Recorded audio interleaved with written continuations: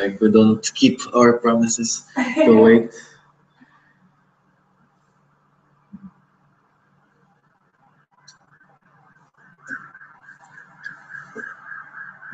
Project. So since we started it, look at it.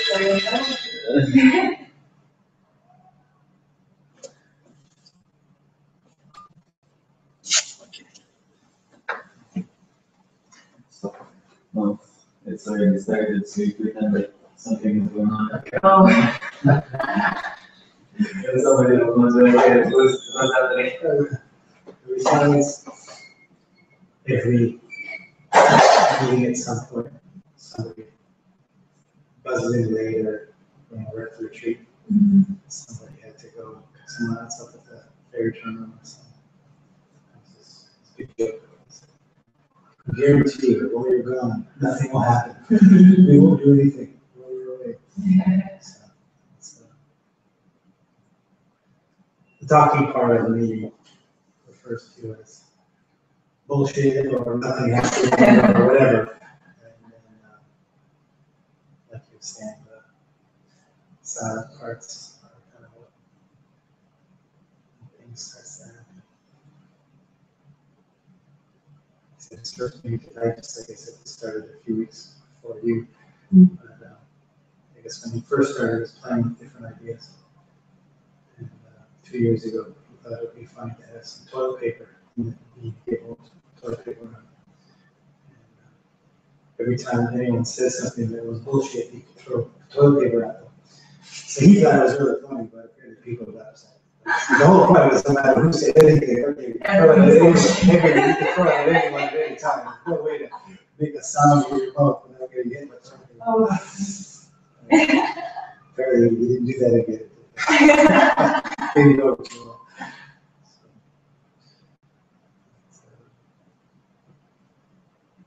Another man here is With.in, who was something I've never seen her Dave Cities come sometimes. He also helps people a little more on an individual basis. He'll sit down with you and ask you things about, and if you don't have anything too interesting to say, he'll just start asking you about your thoughts. Because eventually that's what they want to get to, is your thoughts. And then they start questioning your thoughts. So, if he had a yes, very intense. So we got something going on.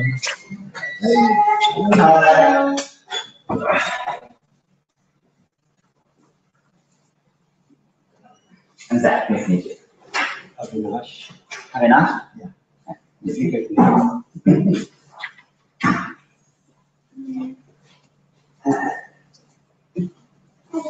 Sorry, man. Doing very well. My son is back here. Nice to meet you. Good mood.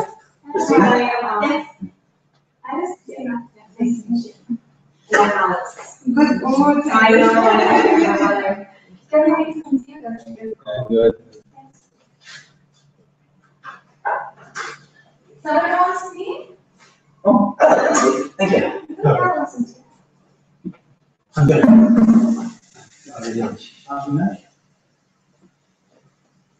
Oh, look at that. There's two people watching, nothing going on. Avinash, do you want to sit down maybe closer? We can hold this here.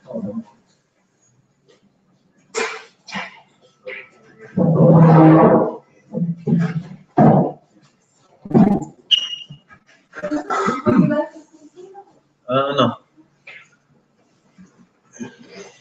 There's 3 people watching. Okay, those who are watching, keep watching. It's gonna get exciting soon. There's some special things going on here. Sorry. How's it going? Good to see you. Oh,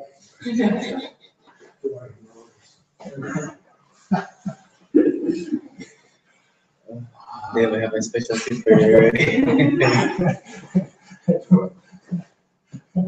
Can't escape this for Of course not. There's 3 people waiting for you on the screen. the screen too. And, Oh, hello. Hi, Alex. Nice to meet you. Oh, yes, tea. Yes, thank you. Oh, yes, sorry, Duke. Sorry. Yes, okay.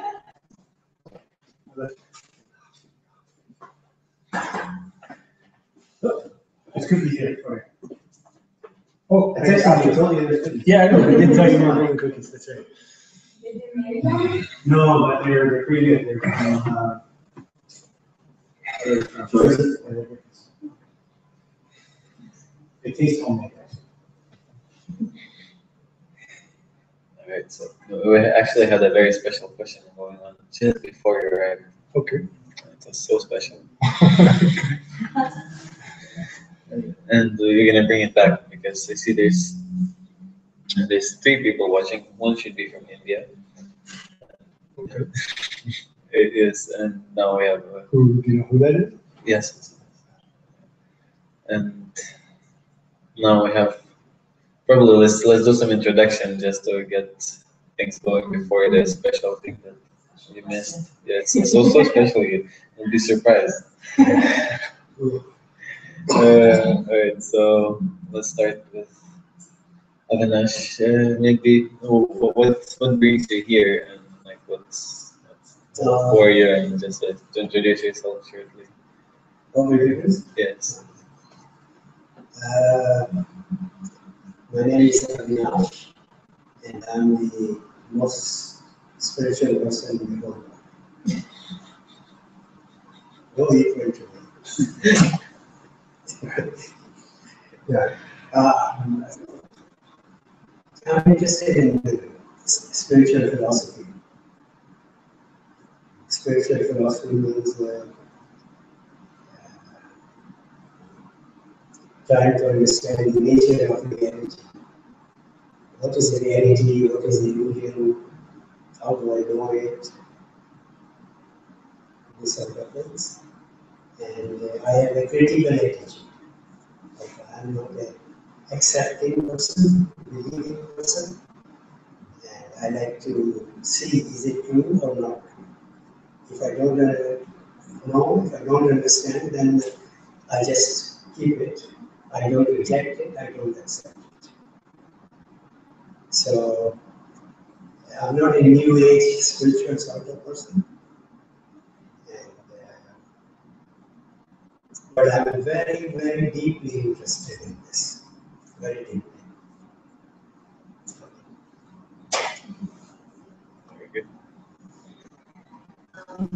Yeah, you remind me of a quote. It's like the measure of intelligence is the ability to entertain an idea without accepting it. And that's really That is inspiring instead of just blindly yes, accepting. inquiry. Yes. Yeah, so my name is Alex, and I found this meeting through Meetup, this website or this app that people can go to attend various events in Vancouver, and I joined around spirituality because I've, like yourself, I've always been drawn to those kinds of questions, and I've tried to practice meditation for the last few years, and that has made a really significant impact on my life and the way I view life. So it's nice to connect with people that have experienced that too, and have those same kind of questions and want to talk about those same things. So, Is this your first time? it's my first time here, yeah. Christine. And yeah, we get tea.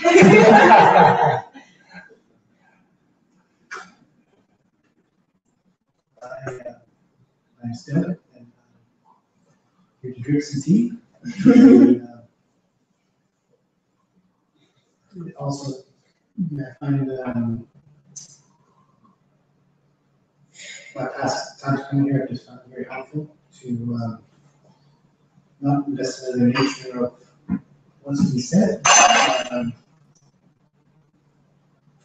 Just when the rest of my week goes on, I feel some shifts and some changes in my way I'm perceiving things. Seems to be helpful in that regard. So, And you there? I'm Zach. I'm the son, and my dad is all like, "You just like this.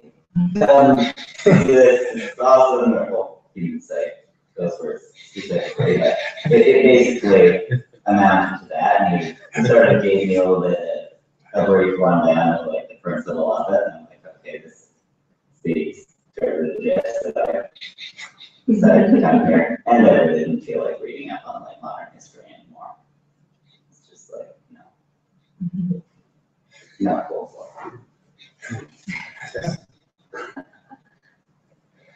Very good. Myself, I can be called Rimli. I've been doing these meetings for almost 2 years, and people kept coming.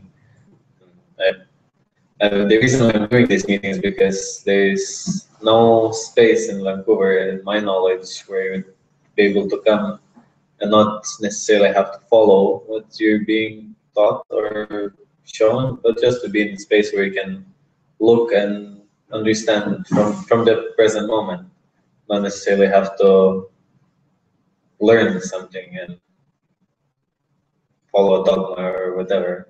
So I haven't seen myself personally many of those spaces, and I decided there should be one, and people seem to enjoy that kind of space and kept coming. So up to a point that right now there's quite a community which it comes to even the retreats, and we're getting together here, watching a movie, doing a potluck, and so on. Yeah. So right now, today is just one of the days which will allow a space of introspection.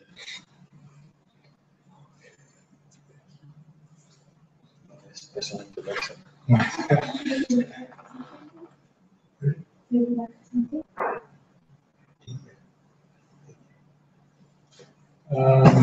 My name is Dave, and I've been coming to the meetings about 6 months, and I enjoy the interaction with people and the type of discussions that come about. And, yeah, it seems to generate a very fun, positive atmosphere. Thank you.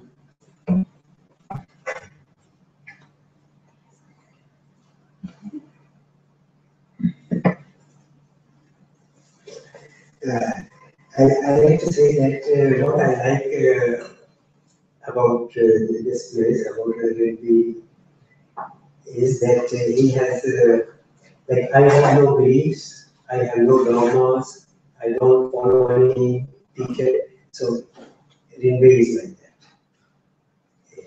if I understand correctly. Yes. So, because I can't accept beliefs of any religion or any spiritual system or anything. And I don't like spiritual masters, most. Because I've seen many spiritual masters. I'm from India, by the way, and India is full of spiritual masters. And if you go there, then you either sleep. Oh, sorry.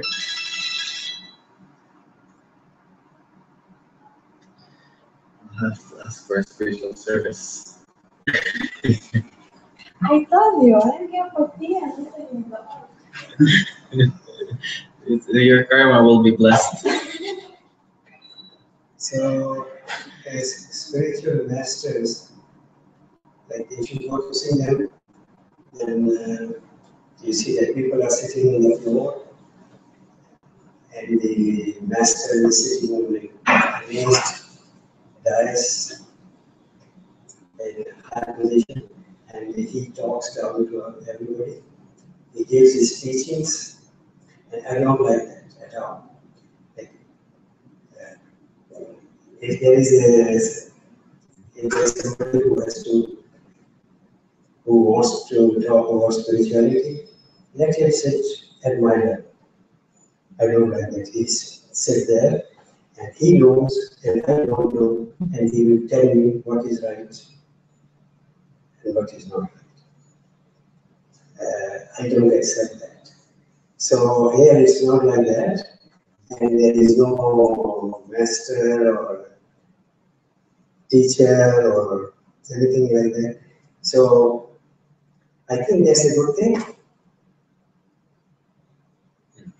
Because I hear you saying, like, term master does sort of have the implication that you're sort of expected to take their word for it. Yes.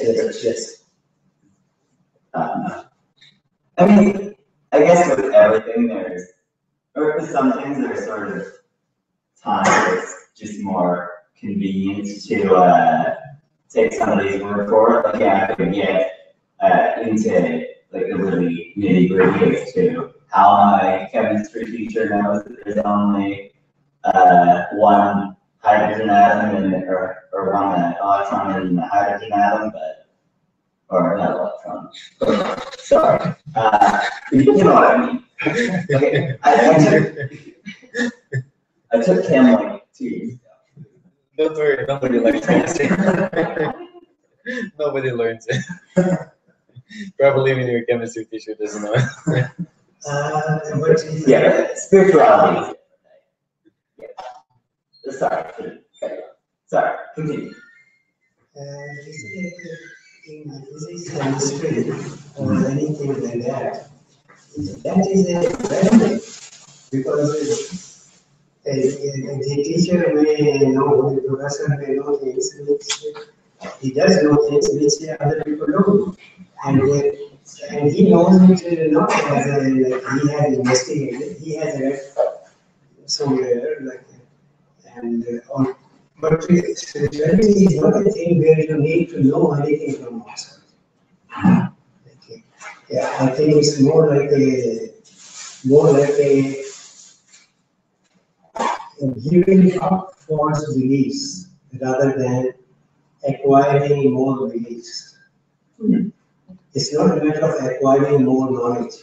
It is whatever you already have been brainwashed into accepting. Yeah, for society, how people, how you are upbringing and your experiences, so that to whatever is false in that, to remove that. There's nothing, it's not a knowledge like physics or chemistry where you learn something from somebody else.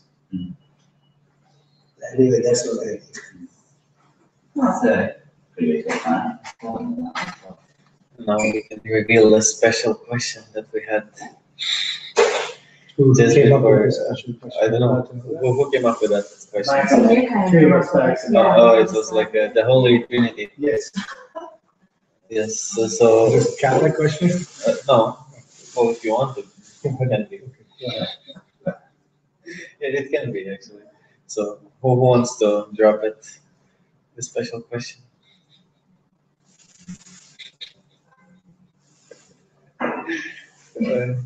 Well, it seems like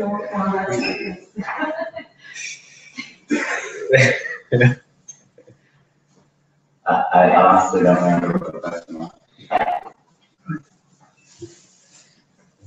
okay, sit down, Frank. I'm gonna do my best. And we're gonna reveal the special question as soon as you stop moving the plastic bag. Just put it. Touch it. Okay, so the special question. You're gonna have to reveal it. I'm sorry. You built it up too much. Is there such a thing as a special silence? Oh, yes. Kind of silence. Yes, what we're investigating is there such thing as a special silence?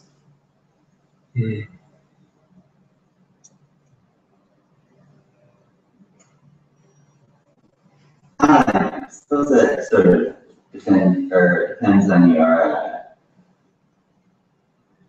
definition of special. I mean, how I would define a special silence is to say silence where you're not I shouldn't say you're not thinking about things, because you're always like accepting information, you know, you always, just physically, like, you're hearing things, you're seeing things, you're feeling things, and, you're aware of your environment, but I suppose a special silence would be, like, beyond being aware of your own immediate environment, just not really hyper-focusing on any specific part of the environment or anything or any sort of higher concepts in your head. Thanks. Would be my take on that. Silence to me means silence. So it doesn't come up to me that there's a difference between one silence and another silence. There may be a different experience around that. So we might talk about a special experience or something different, but definition-wise, to me, silence is one. It's just. Anyway. I think the reason why I wanted to bring this silly question in, because if we have a feeling that there is a special silence, more special than just a regular silence, if I meditate more, 10 more years, I have a more special silence, even more silent than silence itself. Mm-hmm. It's like vacuum of silence. So if you have a feeling of that, you most likely will have an idea that there is a state which is more special as an awakened state. If there is an awakening, it should be a more special state, not just if there is silence, it should be more special silence. If there is awakening, it couldn't be just this. There should be more special state of being to be awakened, right? Same equal with the silence. But if you have that expectation that there should be more special silence, there should be more special experience being awake, there's already trouble. Because that itself is perhaps driving your attention out of this moment. It's in this moment, what's so special? Mm-hmm. You have to always come down to this moment to start to go anywhere, to inquire into any question, to inquire into any idea, anything. We have to start from now.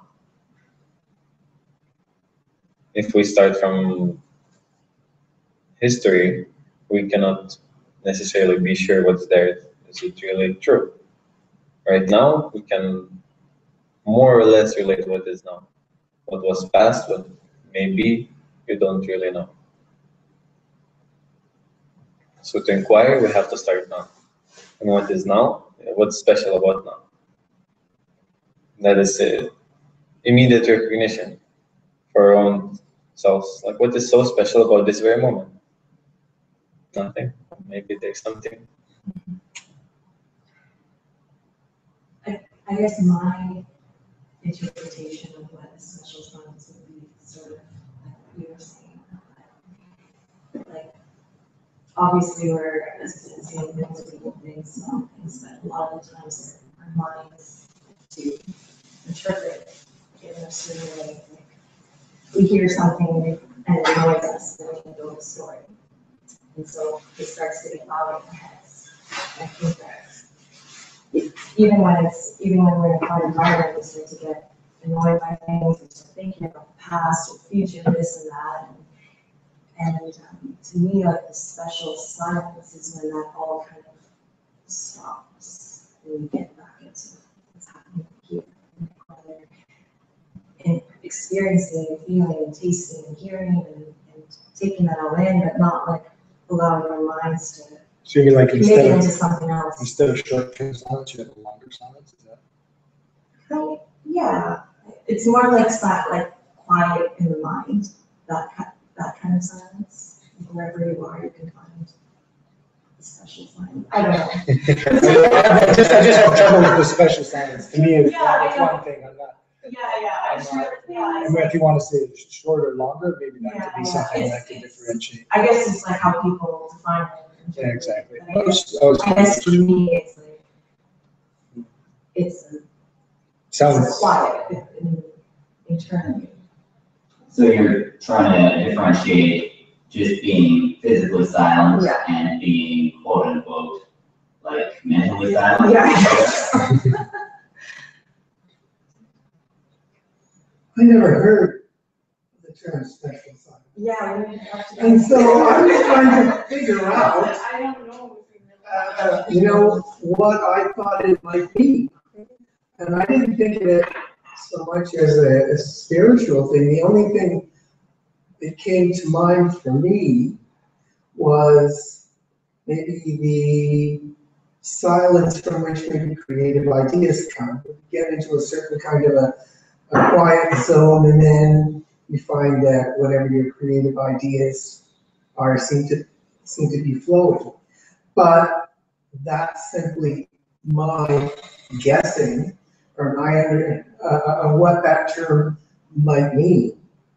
And I can see from listening to everybody else that everybody else has a different idea of what that term might mean. Because I think it just generally hasn't, it's not in our vernacular, it's not a common term. So we hear it and we're guessing. Everybody's guessing what it might mean. And everybody guesses something different. So Perfect. I'm wondering if I'm learning something by the negative. I'm thinking what you said, is there any teachings or any dogma that is maybe getting me subconsciously? Because I've been to a few of these meetings, and now special kind of brings up the flag like dog doo-doo on the floor. You don't want to step in special. That's one of the things that I've picked up. So I gotta be careful. Yeah. That was a thing in my mind. Special hit the floor. Yeah. Well, whose question was it?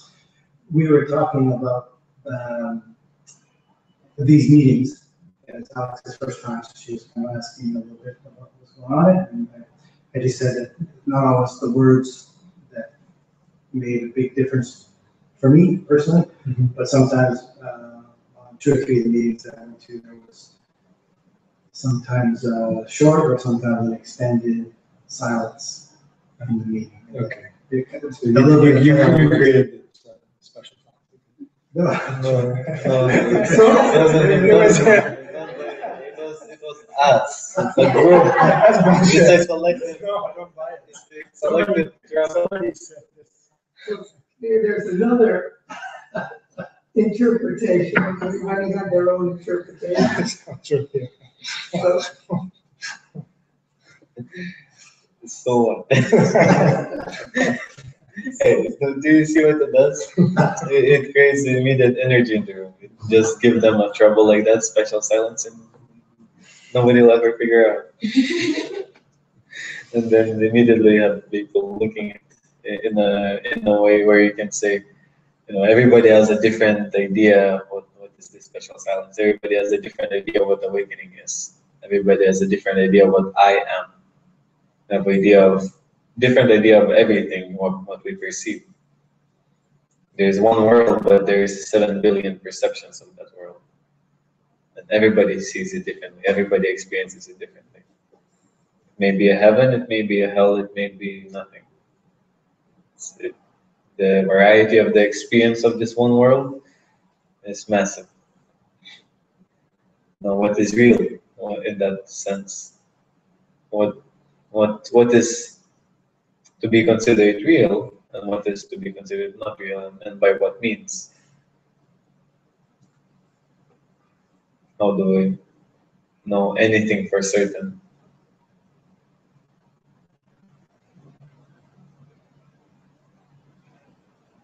Okay. So,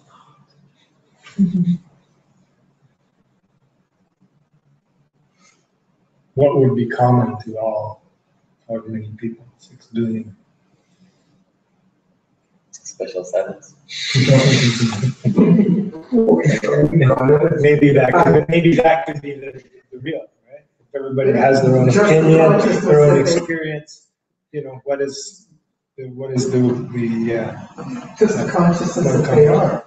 I guess that's the one thing. Even if you lost all your memories, the one thing that you would always have, presumably, is a consciousness that you are, at least at this moment. You're present, you're existing at this moment. You're perceiving things. So, is there anything beyond that? well, there's perceiving, but you use the term you. Well, everybody perceives something, but we don't all perceive the same. Somebody who's colorblind doesn't see the world in the way that somebody who has color vision does. And we don't even know that we can agree that, say I'm wearing a light green, I presume. Sure, but what you see as light green may not be exactly what I see. But it looks enough that we can classify it and recognize it, but we don't know it's exactly the same.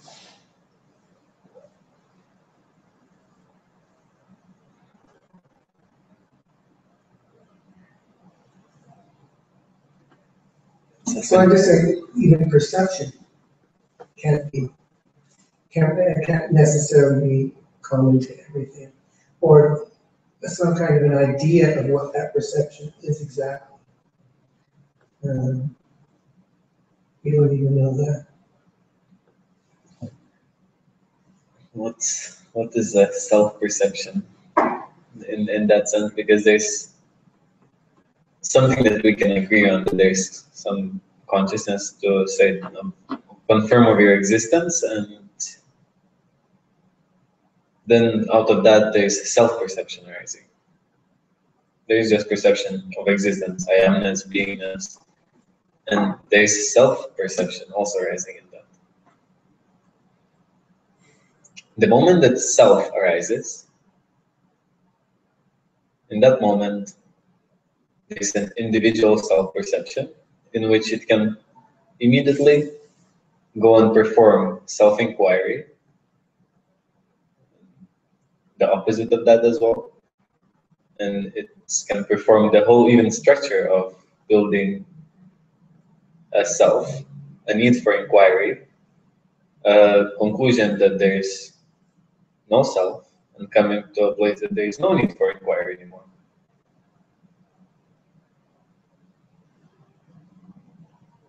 So self-perception leads to self-deception. Could say it in such words, yes.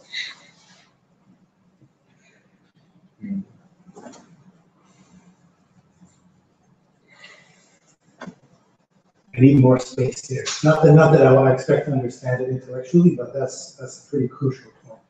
So I am, you're saying, is a given, but I am perceiving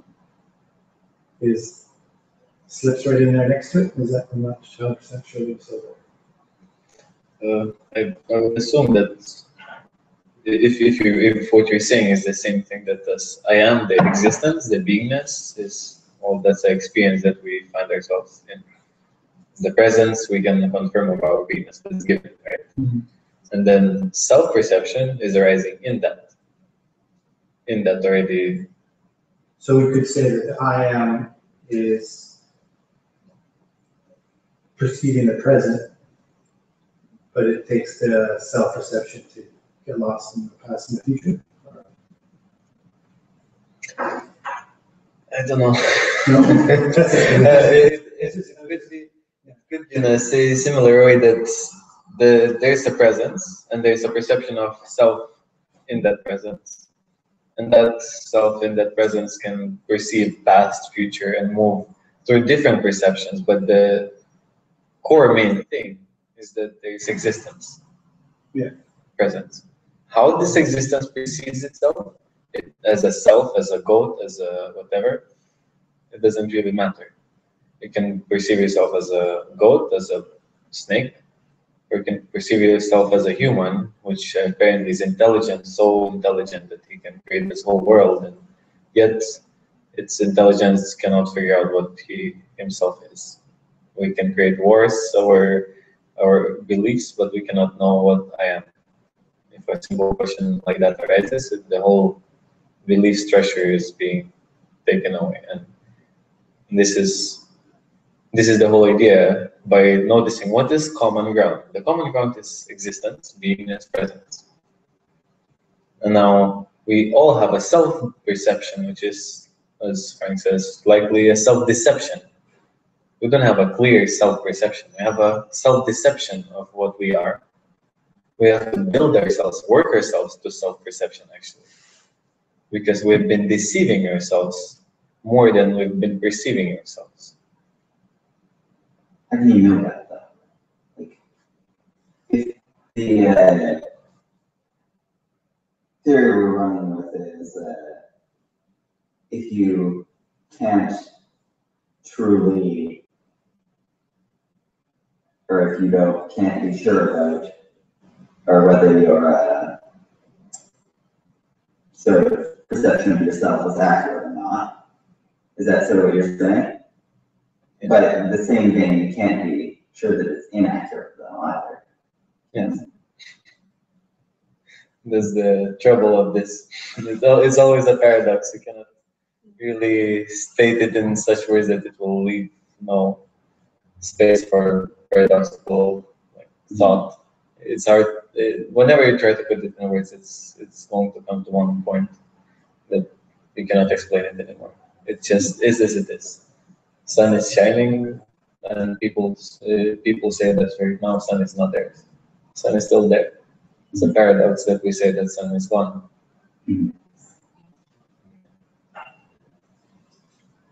So in the same way, now we have all an idea of ourselves, of who we are, how we are, what we are, and the way we are, and what we should be doing, how should we be acting, what is the reason for us being here. It's a built-in perception which cannot be confirmed to be true. It's interesting, I just want to interject briefly. One of my cousins belongs to kind of a spiritual group, and they actually went about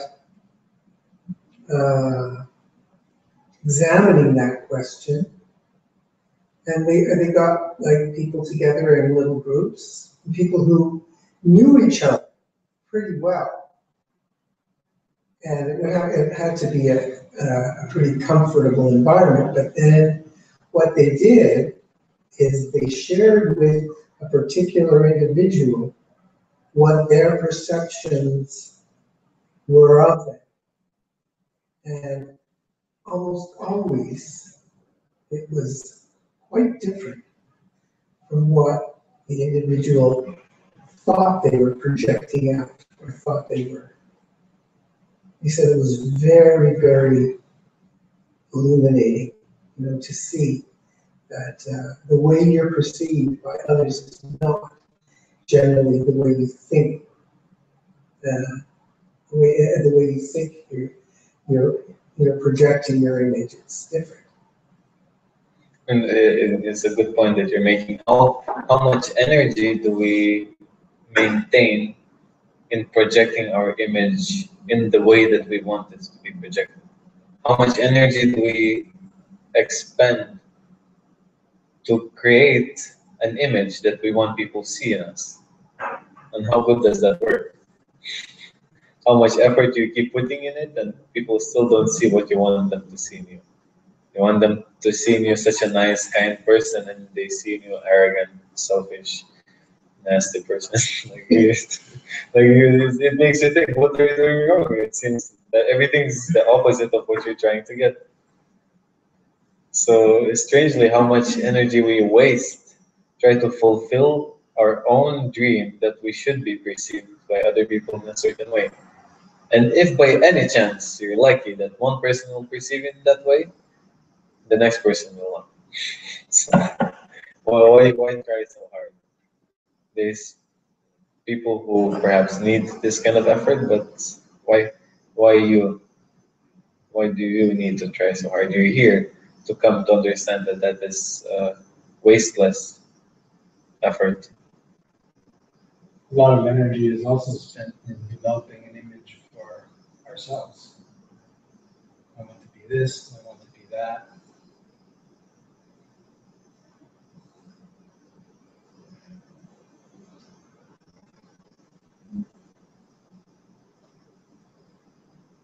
What happens if you stop creating an image? If you have no desire to entertain the image anymore, to be perceived by other people in any way? What if you just simply stop caring? In the modern words, what if you just start not giving a shit? That's it. What if you really come to that place that you don't care, you don't bother what people think about you, then you have no interest for your own self to make your something out of yourself. You're just fine to be the way you are.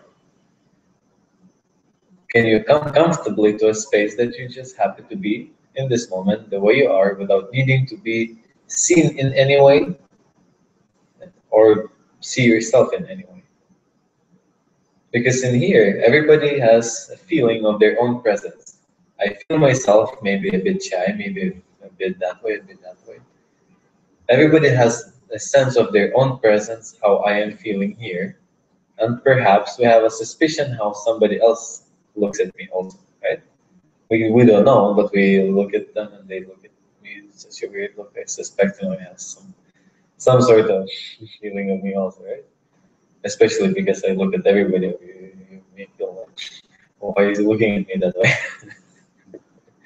So what if you can just not care and just be comfortable in this moment naturally, without fulfilling any projection or needing anything?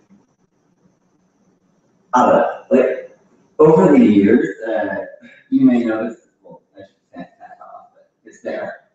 Yeah, I'm wearing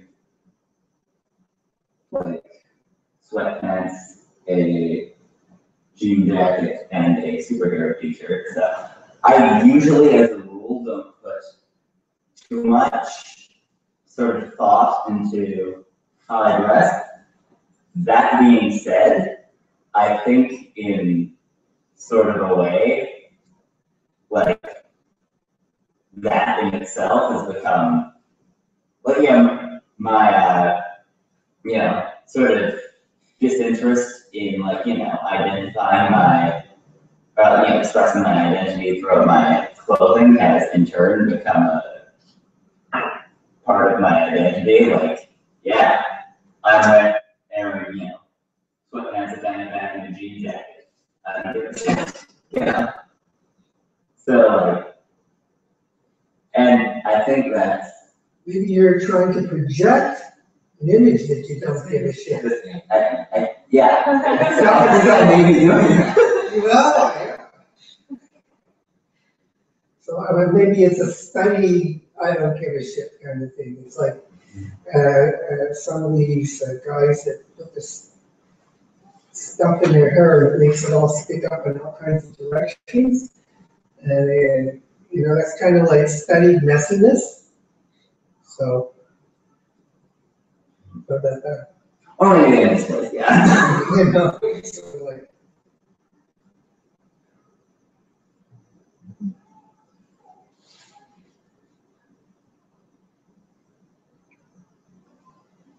See, perhaps I should mention to people that in here, we didn't come to learn anything. We didn't come to acquire anything. Just perhaps allow space for understanding, for introspection, for insights to come. So whatever comes here, it's only looking inside. It's more of a question rather than an answer. It's more of a looking than showing. I'm not interested to show you anything. I'm rather more interested to point you to a direction that you should be looking. And then what is your looking bringing up in you? That's what I'm interested to see. Because I'm interested to see what do you bring here. You may bring a face of a mind, of a thought, of identity. You may bring a face of emptiness. You may come as empty as the mirror itself, and it's beautiful to look in the mirror if you're a mirror. Because if you know what happens if you put two mirrors together, facing each other, there's an infinity of mirrors stretching forever. Nothing there, just mirror, mirror, mirror. Which is quite a mirror. Well, no, I mean, in order for it to be an infinite number of mirrors, the light would have had to pass directly through the one mirror and the other. So, whereas like that light doesn't actually work like that. So, if you've got like the two mirrors, light can't come through that way. So it just sort of has to. So there will be a finite amount of mirrors, but yeah. Almost infinite. I feel like maybe As far as we can see. A bit unnecessarily pedantic. Well, the light reflects back and forth between the two mirrors until it dissipates. Does anyone have a burning question? Burning question? Something a little more. I just came here to listen. Oh, everyone? If everybody wants to just listen. That sounds Okay, good. more. Anyone been to Burning Man? I'd like to one day. It's kind of weird. Whenever I hear the name Burning Man, I think of lynching. I'm sorry, that's kind of a big ball to drop, but just had that thought since the first time I heard of Burning Man, like wherever, sort of creeped me out, just had to get that up in there.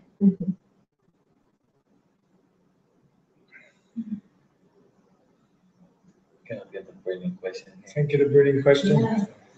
Maybe You have to say talk about properties of thought. put on your glasses. Got to put on my glasses when it's in it. Properties of thought. I think properties of thought. How does thought behave? What are some to watching yourself, right? So thoughts are happening. You mean like perception, like the difference between perception and conscious thought? Or Just saying thought and so thought, maybe fear arises. Thought, I want this. It compares to something. You know, a lot of times, so you could look at, do some kind of like analysis of thought or something like that. But what's come up interesting for me is going past all that and seeing what you have silence and what actually happens when the thought I comes in, for instance. What actually takes place.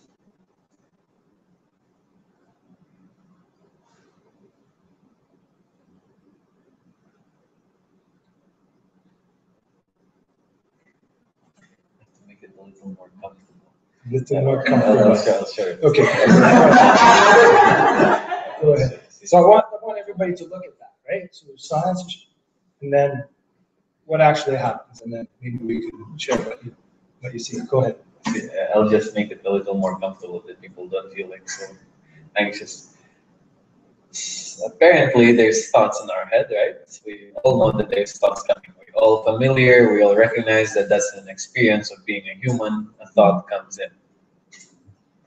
Now, we also can observe how thoughts come in. What is the behavior of thoughts? How do they express? What is the pattern? And all the different qualities of the thought. And then the question that he poses is, when the thought of I, me, of the self comes in, how does that thought behave? How does that thought express? What happens in the moment? Right, for example, now, let's give some space and nothing. Whenever the I comes in, how will the I appear? So right now there's nothing. And see, when the I comes in, how will I look like? God is always there. It's the consciousness. Never goes away. Or are we talking about I as in like the ego identifying oneself. oneself? It's the watcher. It's I think it's going on all the time. Hmm. Even when you're asleep. Is it? So It seems to be. Seems you don't know really. You have Seems. this moment, you have silence, and then you have I. What happens? Or you don't. If you don't have a thought, it comes in. What I'm saying, most people do at some point during the day. There's whatever's happening, and then I. We probably say that 1,000 times a day to ourselves. Yeah. So, just doing it, share it, and then all of a sudden, I. And so I'm just saying, what happens? But did you have the experience of the silence before the eye? Is preconditioned into it? Also, I'm trying to think of what it is. You have a thought comes into your brain. And what does it do? Well, it's like goes on the TV screen, if you want to say. It comes into your brain, and then the ego or whatever it is evaluates it and judges it, and that is whenever the thought comes in, then the I follows.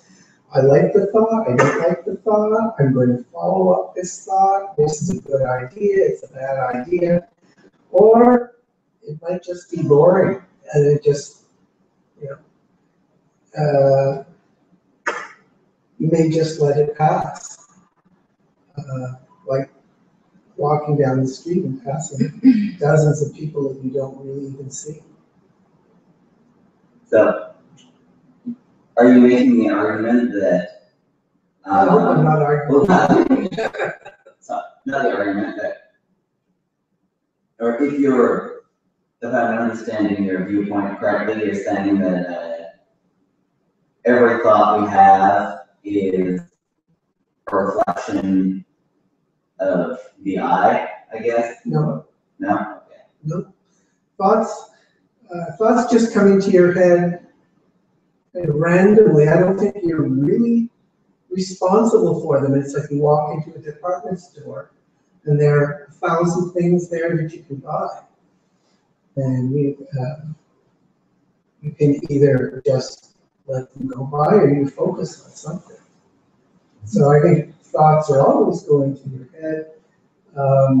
One of the things that I've noticed when I've actually looked at it, I actually noticed that certain things in my environment or things that I'm doing actually I stimulate certain kinds of thoughts.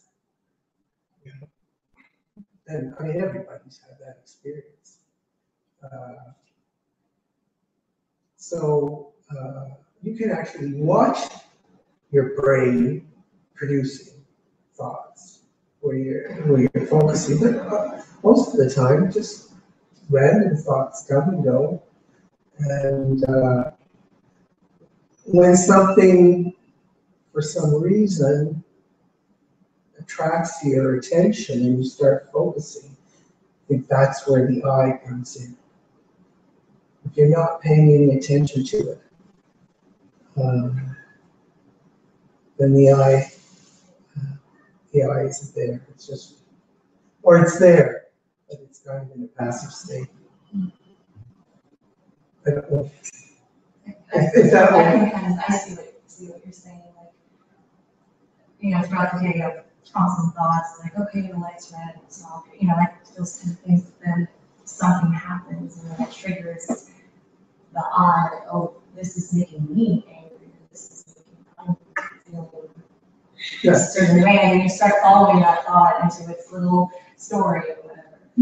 Like, I read this book on neuroscience and I'm interested in psychiatry and all that kind of stuff, and it does say that our brains are actually wired to overthink.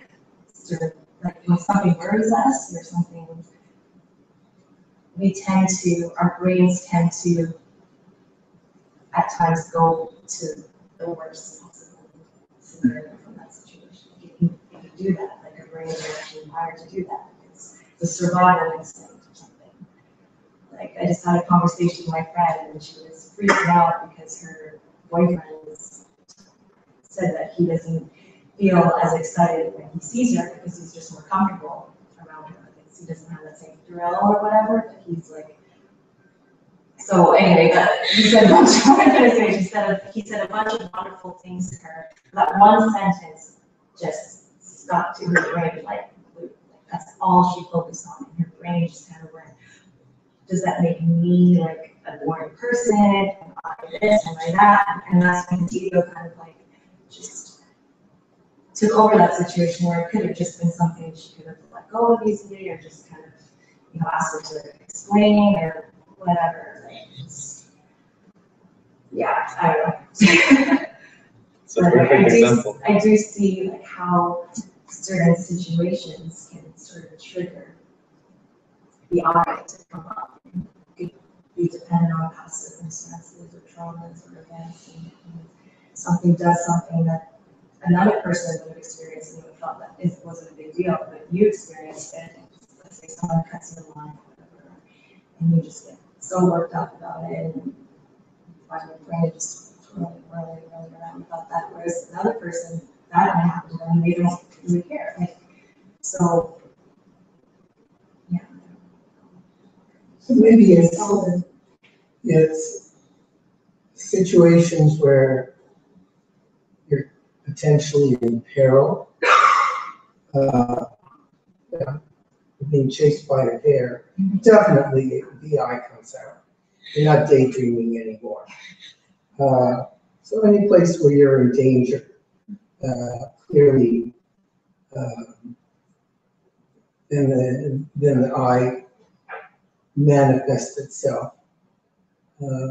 Probably the I disappears, or I guess it doesn't completely disappear. It holds back in places where you feel very comfortable.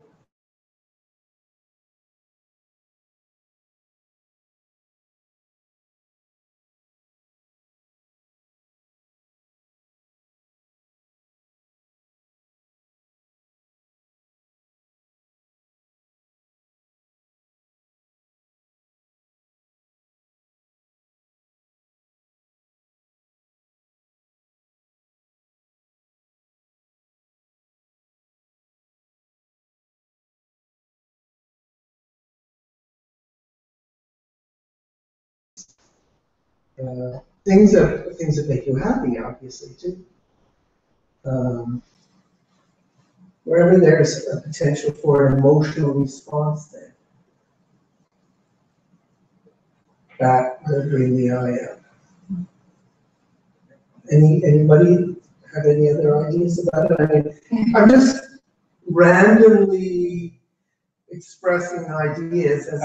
I would say there's maybe when you're just thoughts can come in like bird or something like that, and then there seems to be a little bit different quality with the I, or all of a sudden the need to act, the act of the will. Yeah. So that's kind of what I was saying. The way that all these images come by, or maybe sounds come by, that you don't need to respond to, and they don't attract us in any particular way. We don't focus on it, and that can also be very individual. If I hear a rap song, my ears close up right away. And somebody who likes rap music, their ears will open up and listen. So it has to do with your your own internal interests as well. How you're going to respond to various stimuli in your environment. Some people are going to be attracted to certain stimuli. Some people won't. Just Can you- stop one moment. This is where it got very interesting point coming. Your own internal interest. What is the interest in you to maintain the I? Which interests maintains the I in you?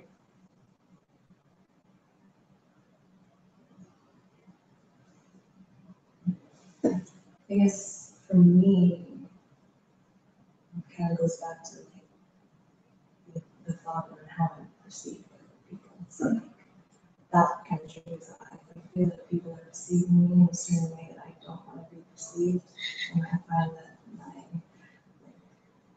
my thoughts start to rattle like in a certain way. Can you watch that thought like any other thought? I try to. That's what I'm trying. That's sort of what I've come to in my life, and I realize that my thoughts aren't necessarily me. They're just sort of simulations or things that just pass through, just like anything else. Just like, watching a bird or this and that. The thought of like, oh, they think I'm weird. But is that thought any more important than any other thought? Like talking to you now, I can say no, it's not. But sometimes in the moment, when you're in the moment of feeling that and thinking that, sometimes it's hard to become the detached observer and be like, no, that's just a thought. But I am, trying to work towards that. But I do find, I guess, maybe years of thinking that way or sort of like conditioning my brain to think that way, that it is hard to look at that thought as a detached. Yeah, but you do see it happen, right? You see it happen. So there's definitely more of a disconnect. And then you have a thought that shouldn't happen that way? Sometimes I'd be like, oh, why do I care so much about me, this and that? But it's definitely changed over the years. I know like years ago, it just bothered the crap out of me if someone thought I was this way. And I'm like, oh, that's not me. But now I guess, it still comes, it still shows up. Is there ever a problem when that happens? I know it shouldn't be. Okay, so no, but you're saying yes, it is a problem. Sometimes it feels like a problem. Even though I know my brain is making it into a problem, I know that it's. But what actually makes it a problem? I guess the way it makes me feel. It makes me feel like I'm less than somebody. So you have like a negative I have energy or something like a that? negative like response to that feeling, to that thought. Yeah, and then you don't want that. And I don't want that. So. Okay. And so a thought says that's bad. Yeah. So if, I'm starting to get to a point where I realize that that's simply just a thought, and that's not something that I have to attach to in any certain way. Like, so the experience happens and you feel bad, and then And I it says feel that's bad, and then like, oh, that's a bad, this shouldn't happen, the bad thought. But I can get to a point where I can just look at it instead of being so involved in it. It's, more so.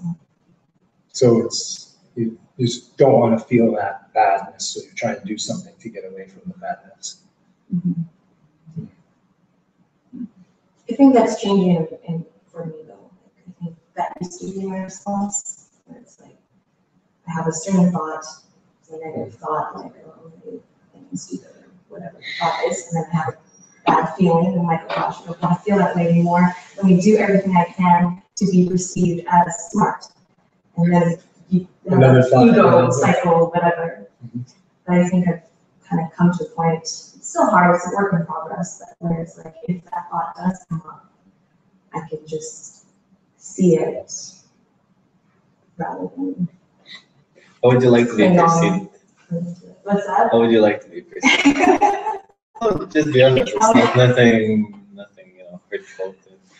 I don't know. I guess it's just not like. I know you didn't expect this kind of question. Yeah, I don't know. Like I'm a nurse, and like Yes. I'm a psych nurse, so I have a lot of interactions with my patients, and sometimes like I feeling, and I don't kind of say the right thing. And I could have done something better, or just say, stuff like that. So it's like the baby is caring. And, Yeah. But that shouldn't matter. No, you shouldn't say that shouldn't matter. That's actually should matter in that kind of scenario. It should matter that you should be perceived caring. You wouldn't want to be perceived like, oh, it doesn't matter to her, she doesn't care. See, in here, what's important to notice, we're not trying to change you into some uncaring, unloving, whatever person. No, everything stays the same. This is an important thing to notice. Everything stays the same. Nothing really changes. Only the perception into your thoughts, into how you should think, how you should not think changes. Right now, you think that you should not think something, and when I ask you these kind of questions, you feel kind of, why is he asking it? Right? It's because you wouldn't expect that. Why I would ask you should you be perceiving yourself? I should be asking how you should not be perceiving, how you should have no perception, you should not care about anything. That's the expectation that you should get from me, but no. I'm asking you, how do you perceive yourself? Because it's part of your being. You perceive yourself in such way, and you would like to be perceived in such way because it matters to what you're doing, and it's good. You shouldn't push that away. It shouldn't matter. You keep it as it is, but you see that the thought may arise. You recognize that a thought may arise, and talk about that perception. You don't need to take it personally. Because the thought may arise, they say, oh, maybe you didn't say something and they perceive it in a different way, that you're not caring. And you see that the thought pattern keeps arising, but you don't need to pay attention to that. See, that's the difference, where you would pay attention and care about it, and think, oh, I shouldn't care about this thought or that thought. You kind of silently watch it and see, oh, there's thoughts coming. So what? You don't create tension or stress about it, you just let them be. It's okay, thoughts. You recognize as birds come in the morning, start making noises and everything. Don't like, hey, go away out of here. Don't try to chase them away unless you really are bothered by the noise of them. But otherwise, you can just let them be. They'll be here for a while, they'll fly away. Thoughts are the same. They'll come here, they'll create noise for a while. If you don't start chasing them or trying to do anything with them, they'll go away. They don't stay here for too long unless you build them a house, you feed them, oh. Yeah, exactly. Exactly. I see that. And just like with my friend, she got so worked up about this one thing he said, and we all do it in some way. Something triggers us. I think there's another component which we never address, and it's a genetic component. You can see that often people with certain talents and abilities, and that's partly thought, seem to be able to pass those down to their children. When you see somebody like a Mozart, where did that ability come from? You can still see. Turn on YouTube now. I just saw this 10-year-old harpist or something. You can't explain people who have this enormous amount of talent at that age, unless it's come from somewhere. Maybe it's partly genetic, maybe it comes from previous lives. But why was I attracted to music and to the arts? Well, it's all in my family. My mother played the violin. I had uncles that played the violin, another uncle who played the saxophone. My grandfather was a writer. One of my uncles was a visual artist. There's something in the genetics that makes us think and be attracted to certain kinds of thoughts and certain types of interests. and I'm not exactly sure how that operates. I mean, you could say, well, maybe you're, when you were looking to be reborn, you were looking for some kind of a family that would allow you to express certain kinds of things that you needed in order to grow. Or, I don't know. You can create theories, Yeah, or you can say simply, apple doesn't fall far from the tree.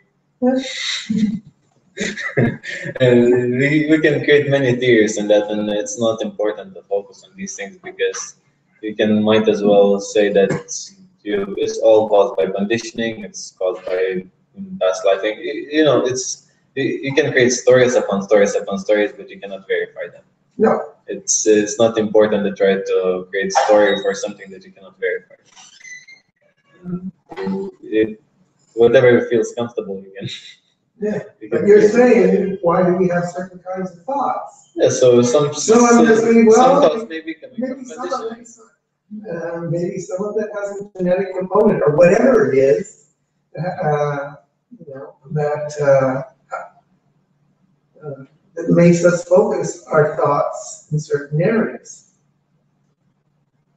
Yes, it may be also deep conditioning. Your whole family was musician or whatnot, so you've learned to be surrounded by that kind of feeling and environment where you develop attitude and kind of desire to experience yourself in a similar way. We can pull any conclusions from anything. It can be partly environmental, but in other instances, like when a child manifests great talent in some area, and before the environment, card can be properly played, then you have to say it comes from someplace else. But who knows where? Well, then you create another story. You say, Well, it must come from a past life. Well, no, it may not be a past life.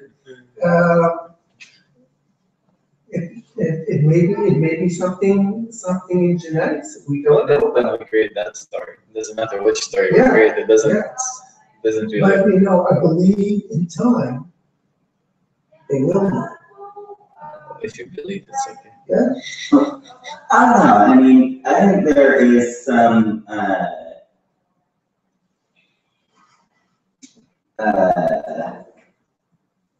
validity in creating theories. Like, somebody sat down one day and said, I wonder how matter works. And Somebody else said it doesn't matter. well, okay. But, instead of just sort of like brushing it off as irrelevant, people decided, like, all right, let's sort of figure out, and somebody came up with atomic theory, and,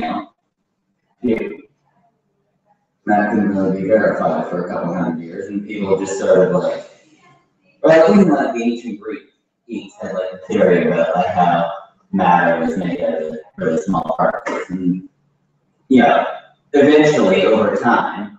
They invented the word atom. Yeah. They knew the ancient Greeks, and they also knew about the world being round. I mean, one of the Greek philosophers or something actually calculated within about a couple hundred miles, the whole circumference of the Earth. That is something. That is something. Yeah, amazing.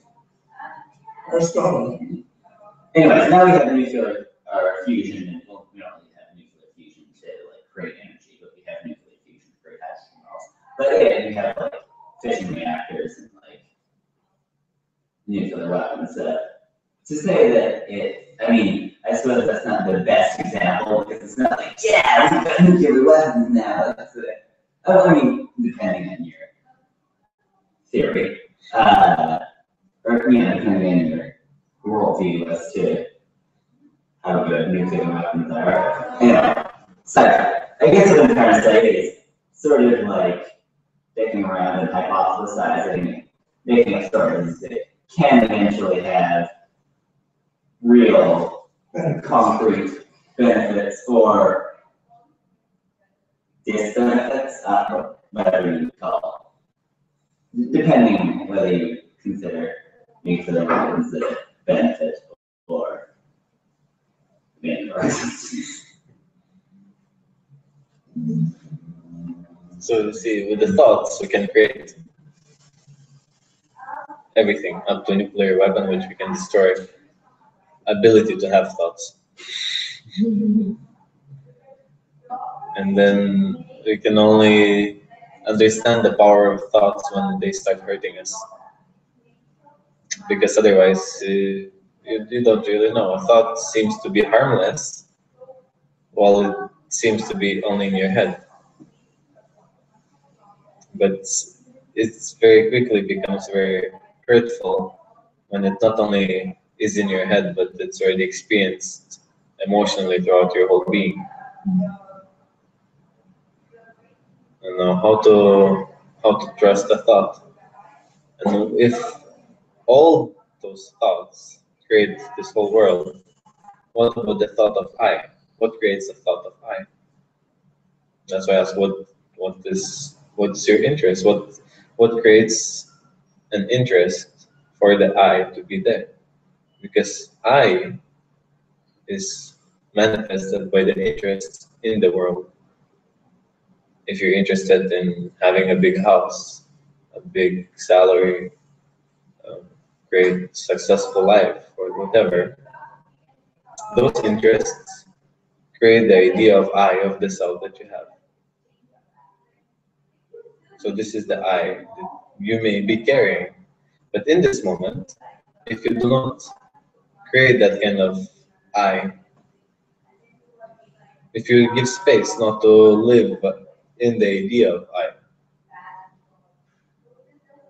if you don't have to do anything, who are you? What is the I when there's no I?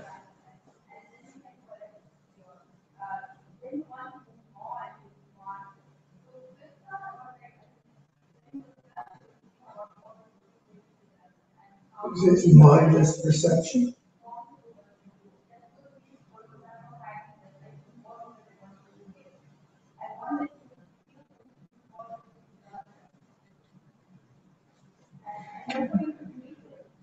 Say something. Something which will ease the moment. Whenever it becomes this kind of special silence, I feel I shouldn't drag it too long because people may feel uncomfortable. What is going on here is My original kind of to step back one step from that question, so that we got into all the different qualities and analyzing this thought over that thought, but I have the silence, and then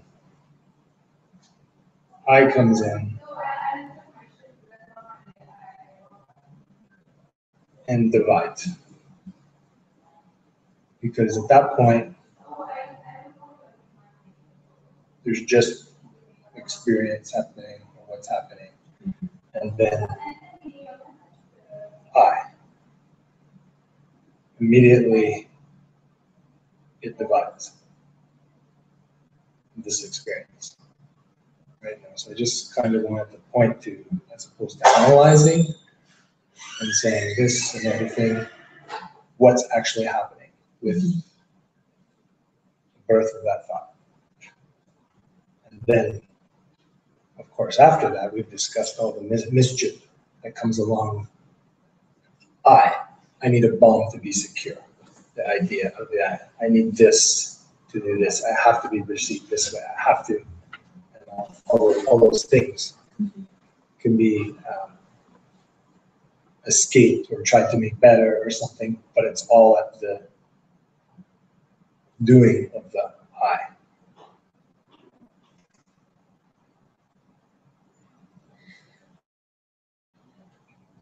Sorry, that was the I need a bomb to be secure? You say it? I was just giving the example. Oh, yeah. The I wants what? I need a good job. I need this. I need that. I need that. Be this way or I need to be that way, sort of thing. And it's very easy to get caught in details. But if you're watching silent, and then I. What actually happens there? There's a division. What do you mean by division? Me and you, me and that. Right now, there's just what's happening. And you go, I. So now there's a table, there's you, there's all the ideas, it's all born, all the separation. I have to protect myself, you have more than me, comparing everything that comes along with that action, all the so-called troubles in the world, whatever. It's all surrounded around this. Isn't the I still there when you're just sort of mindlessly looking at things? But you're not consciously saying that you have to respond to them. How do you know? I know you're asking a question, it is, but how do you know if it's there or not? You have silence? Yeah, but there's still the perception that there's things around you and that you're here. Even if you're not thinking about anything, you're still conscious that you're conscious, that you're perceiving things. You may not be thinking about them, but they're sounds and What is all that you're saying? What is this all that you're saying? well, the consciousness that is. No, right now, what is that? What is that you're saying? The consciousness? No, what you're saying right now, what is it? Was it's a thought? Well, I think it's a thought. No, when there's not any thoughts, Well, even a thought is a thought. of course. But when there's no thoughts, How can you say that there's never a thought? didn't say there was It's never a thought. I just said there's not always a thought. How do you know that there's not always a thought? This is what bothers me about some of this stuff. You start playing with words. No, there's no playing with words. There's no words. You can see it in yourself. It's just like there's no brain movement. There's no. No, but there's still a consciousness.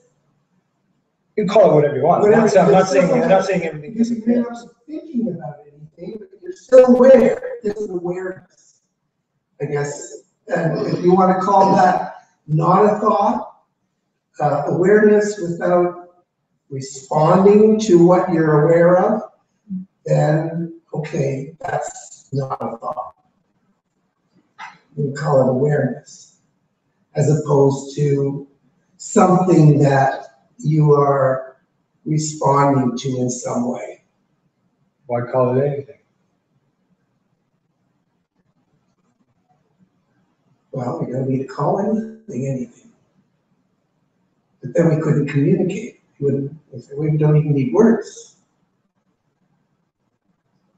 And words are artifices anyway.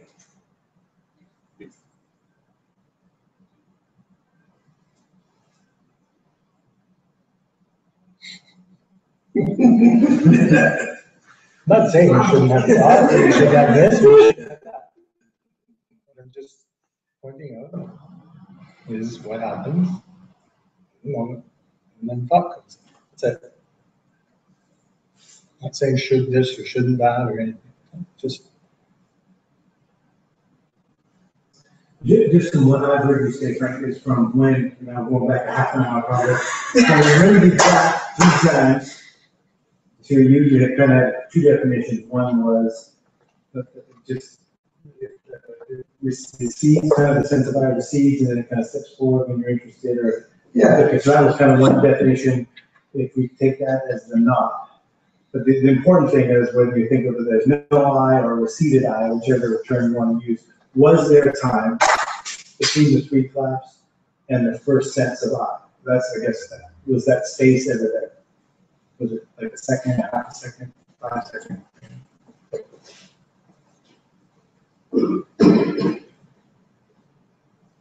I don't see the concept of I coming in and out of existence.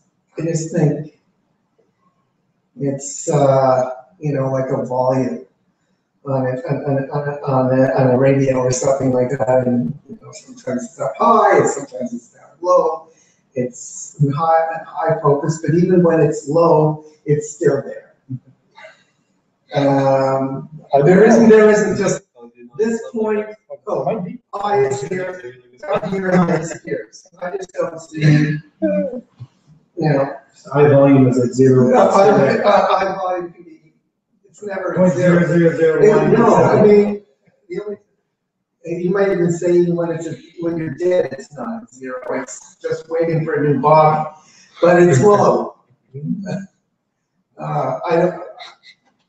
I don't see it turning off and turning on. So then again, could we, I don't know, is that fair to switch the question? Is it close enough to say, can you sense the difference between the volume is as low as you can make it to high when you Oh, of course you can. and then how does the quality of the thought change with that volume?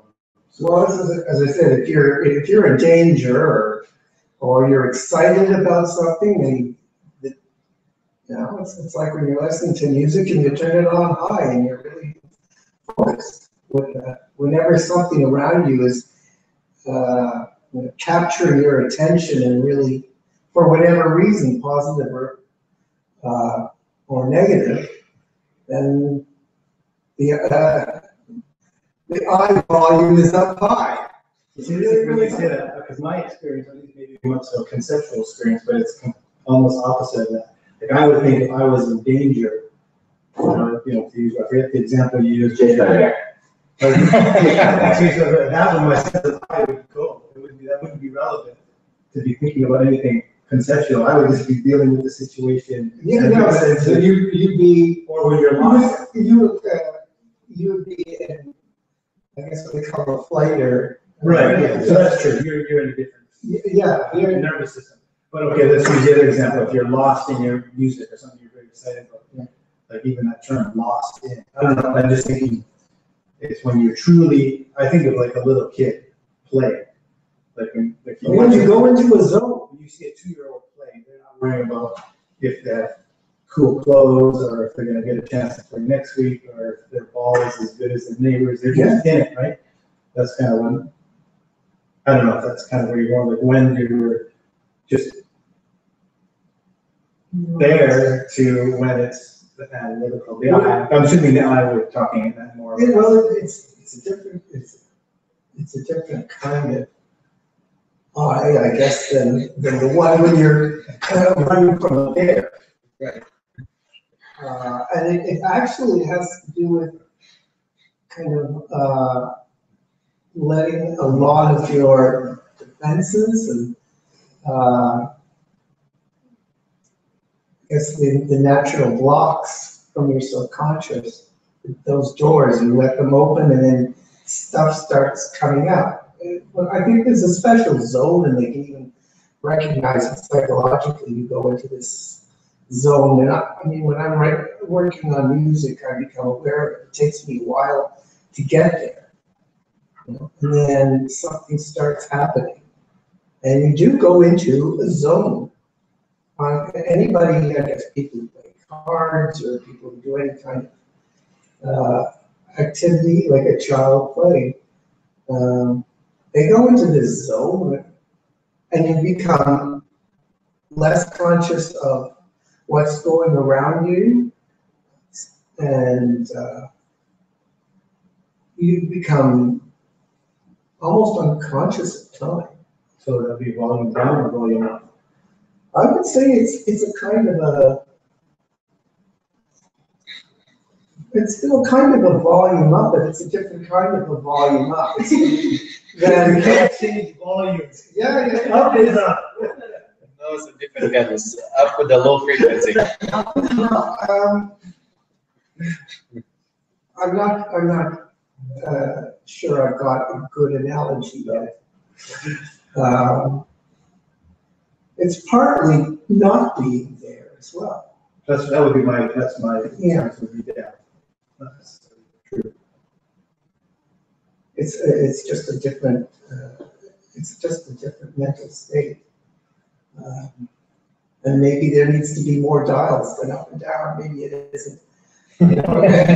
My experience of up, up for me, high volume up would be, where I wonder what other people think of me. Am I looking stupid here? Or am I looking creative enough? Am I musical enough? Or if I'm playing, that would be up for me, right? Down would be just, I don't know, I'll play violin or I was creative. Yeah. Well, you're a pretty good cook. So, No, I don't play. I know, so it doesn't matter. Oh, I'm a cook. Oh, thank you. So when you do that, you're into self. I mean, whatever you're doing, whatever turns you on and grabs your attention, then you get into that kind of the zone. It's different for different people, but it's still there. We've all experienced it. I guess if you were an accountant, you really love numbers and you were filling in all those forms, I couldn't think of anything worse. But I know people love doing that. Really? Yeah, and when everything balances this way and that way, they get a high. Usually they're very controlling types of people. But yeah, why those things interest them, I don't know, but it does. Why does these things interest us? Why the sitting here is of any interest to us? Maybe it isn't. I think it's interesting. Why though? Why is it interesting to sit here rather than anywhere else and be focusing your attention instead of increasing the sense of I, decreasing the sense of I? Why is there an interest to decrease a sense of I rather than to increase? Because in here we didn't come to increase the sense of I. If people come here with a sense that they believe that they'll get an increase in their self, that's not what they'll get. Well, actually, they may get, but that's not what I'm getting. If it happens. I can't help it. But Well, it kind of goes back to what you said about whenever I lose the I, it's anytime I feel like I've lost my sense of self, and I'm really truly in the moment. I'm so into my music, I'm so into interaction with someone. I'm not just, like, I'm actually listening to a person rather than coming up with what I want to say to make myself sound a certain way. I'm actually there. That's when I lose the I, when that sense of self and you and this and that is gone. That's when it feels right or whatever, when the I is turned down. what about now? What about now? What's the experience of now? It's just experiencing life for what it is rather than like adding our stories onto it. So in this very moment, Yeah. in this very moment, how are you feeling? Yeah, just in this moment, just experiencing it. Not like worried about my phone saying. Or how you look. Now that I put it in my head now, I know. But just being here, just experiencing what's happening here, rather than what the I wants to think about. Do you worry how we perceive you? Not until I ask this question. Of course, there are moments where I'm like, oh, that sound right? Does that make sense to them? If that thought comes up, and I could either like dwell on that and then lose kind of focus on what everyone's talking about and be like, oh man, what do they say? Does it even sound right? And I could just forget what everyone's talking about. And I could easily do that. Like ego wants to do that. It wants to think about those things that trigger you. Or I could just let that thought go and continue to listen and be present. So there's always that choice in every moment to be there or not be there. things. One Can thing, can you show me how you will be not there? Can you be not present? How to not be there? Yeah. Anytime my mind like wants to go somewhere else or just wants, somebody says something and that triggers a memory. Are you aware when that happens? Sometimes I am, sometimes I'm not. It depends how strong. How do you know that that this happens if you're not aware of it? How do I know what happens if I'm not aware of it? Well, the moment I become aware of it, I'm aware of it. But sometimes, like, just. So are just you when you're aware? lost. Are you aware that you're not aware? Well, I'm sometimes, Just hold on a second. Are you aware that you're not aware? Yeah, sometimes I can get to that, yeah. Sometimes. Well.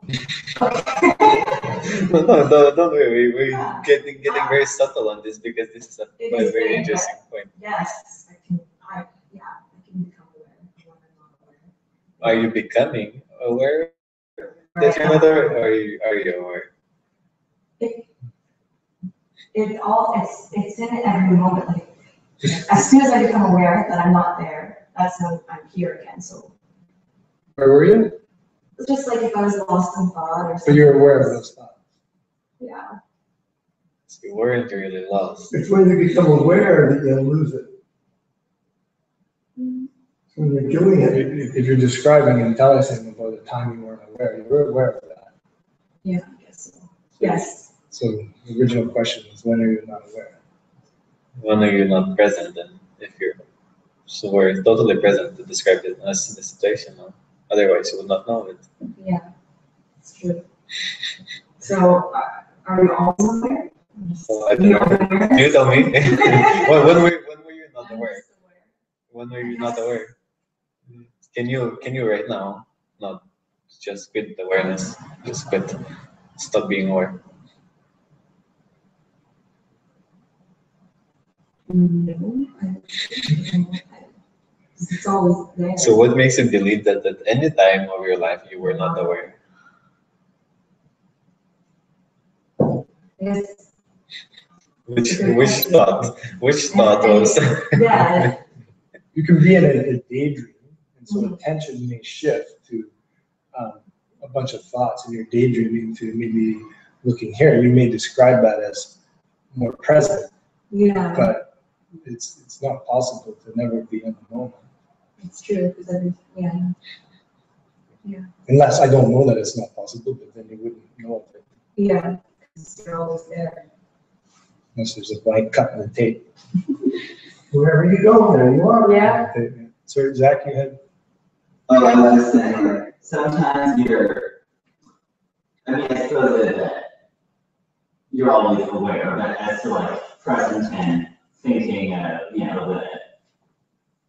what's being discussed in the group at hand, sometimes your mind wanders and like, while I'm thinking about, I think the bear may have, the bear conversation may have got me off into a rendition of the Bear and the Maiden Fair from Game of Thrones, that old song, anyway, from the fictional book I read. But yeah, and I wasn't really aware that my brain was going there at the time, but then you're talking about like sometimes you're around like, well, I'm aware right now, but 10 minutes ago I was thinking about the Bear and the Maiden Fair.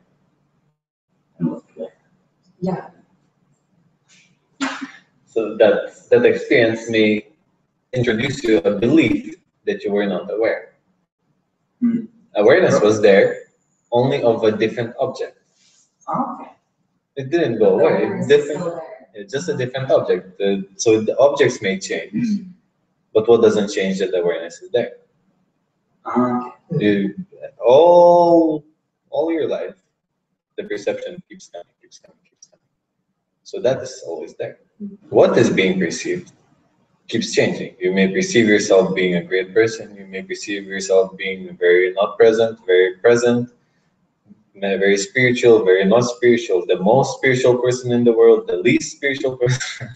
The perception varies, but the perceiver, no, it is there. That awareness is there. So when you lose consciousness, even that you're aware of. Have you ever passed out? If you have an experience of passing out, even that you're seeing that you're losing consciousness. How do you know that you lost consciousness if you did not see, if you're not aware of it?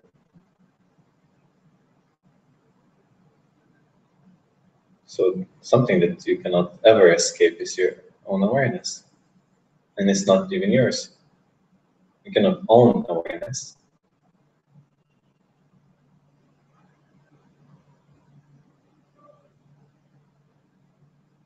So now, who will acquire the most awareness will be the king of the universe. Try that task. Collect as much awareness as you can. Be more aware, the most aware that you can be. It's stupid even to create such effort because it's naturally there, here. You don't need to go and work for it, practice awareness. It's just notice it's here. So many spiritual practices and groups focus on doing something, getting somewhere, instead of recognizing what is present here. That's what I'm saying. We have to begin from the moment of now, from the present. In the present moment, there's awareness. Awareness of thoughts, of sound, smell, feeling, emotion, many things. Awareness of me being present, not present, just another thought. Me being afraid, happy, sad, mad, many thoughts. Awareness of me being without the idea of me, selfless me, selfish me. Or just awareness of awareness. And that gives an interesting special silence. When awareness focuses on awareness. Next, let's do that. I have a special instrument to allow John to play. And so let's allow awareness to focus on awareness. And if in that comes thoughts or feelings or anything else, it's just part of it. No need to get rid of anything. No intention for anything, just allowing everything to be as it is. You can, if you want, you can call it meditation. If you want, you can just leave it being. There's enough.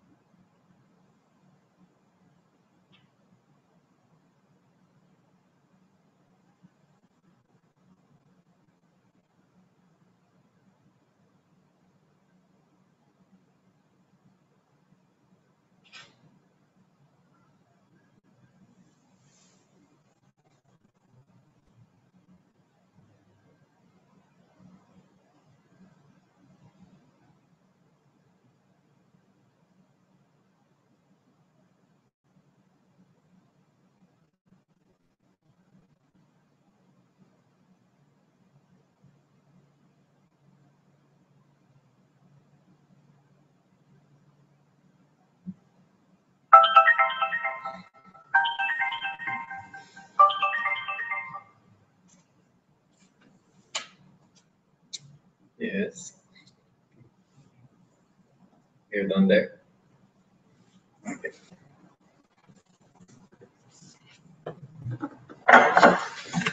That seems like it's time to end our meditation.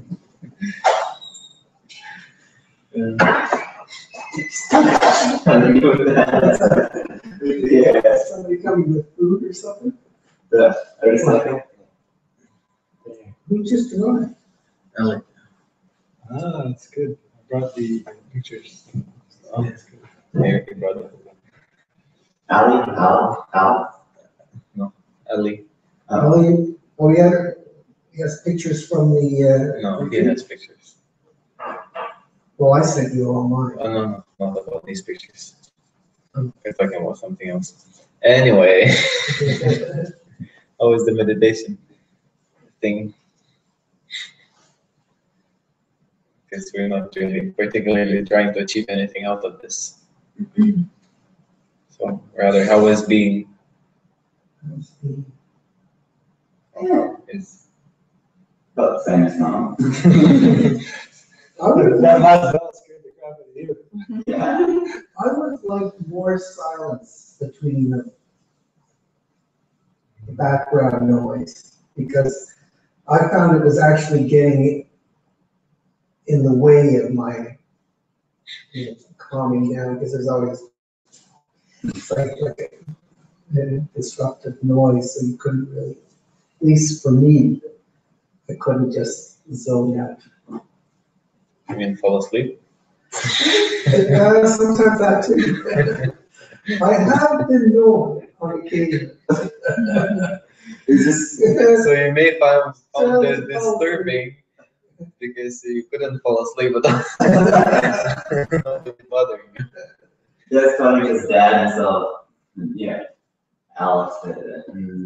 Yeah, you guys are on your own in the bed, right? It's just like. Well, I'm relaxed. Yeah, good. Good to be relaxed. How's your being? How was my being? How was it?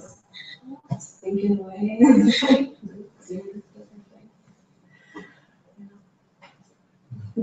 Any important thoughts?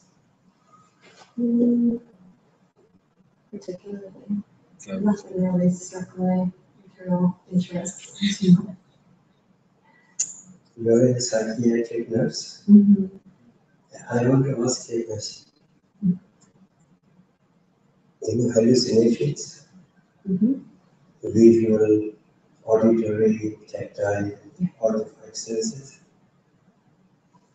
So if somebody has a five sense hallucination, and then what is the difference between that and now? In reality. in reality. Yeah, I always wondered that myself because, It's like maybe this is all a dream. a lot of our patients come in with auditory hallucinations. So they hear Yes. things that we don't hear. Schizophrenia. And it's, well, biologically, because the brain's, the auditory cortex is finding the more. Schizophrenia, they hear voices that aren't there. But I guess what you're saying is what is actually real that we perceive as something. You know, patients with schizophrenia, they have visual hallucinations. Sometimes, yeah. But Mostly. okay, so what is the difference between five sensory hallucination and otherwise? Well, we don't know because everything is. Are you saying like what we're experiencing now could be a? No. When you're walking on the street or when you're reading anything. Yeah. Like when you are reading, you can touch the book, you can see the book, you can hear the voices. So, like any ordinary state. Yeah. How is that different? How is that different from five sensory hallucination? I think why is it suggestion? If we can agree, if we can agree that what we're perceiving seems to be Like if I say that there's a cat over there and I can see it and I can pet it and I can smell it, that would be but if none of us, considered a hallucination because no one else is perceiving. because other people can't see it. Yes. But my question was, let's say you are alone and there is nobody else. Well, how would you? How do you know the difference between hallucination and not hallucination? You wouldn't because it feels so real. Anyone with schizophrenia truly believes that they're hearing that voice. Oh, yeah. It is as real as me talking to you. So there is no way because it's your brain that's kind of tricking you in a sense. But how do you know?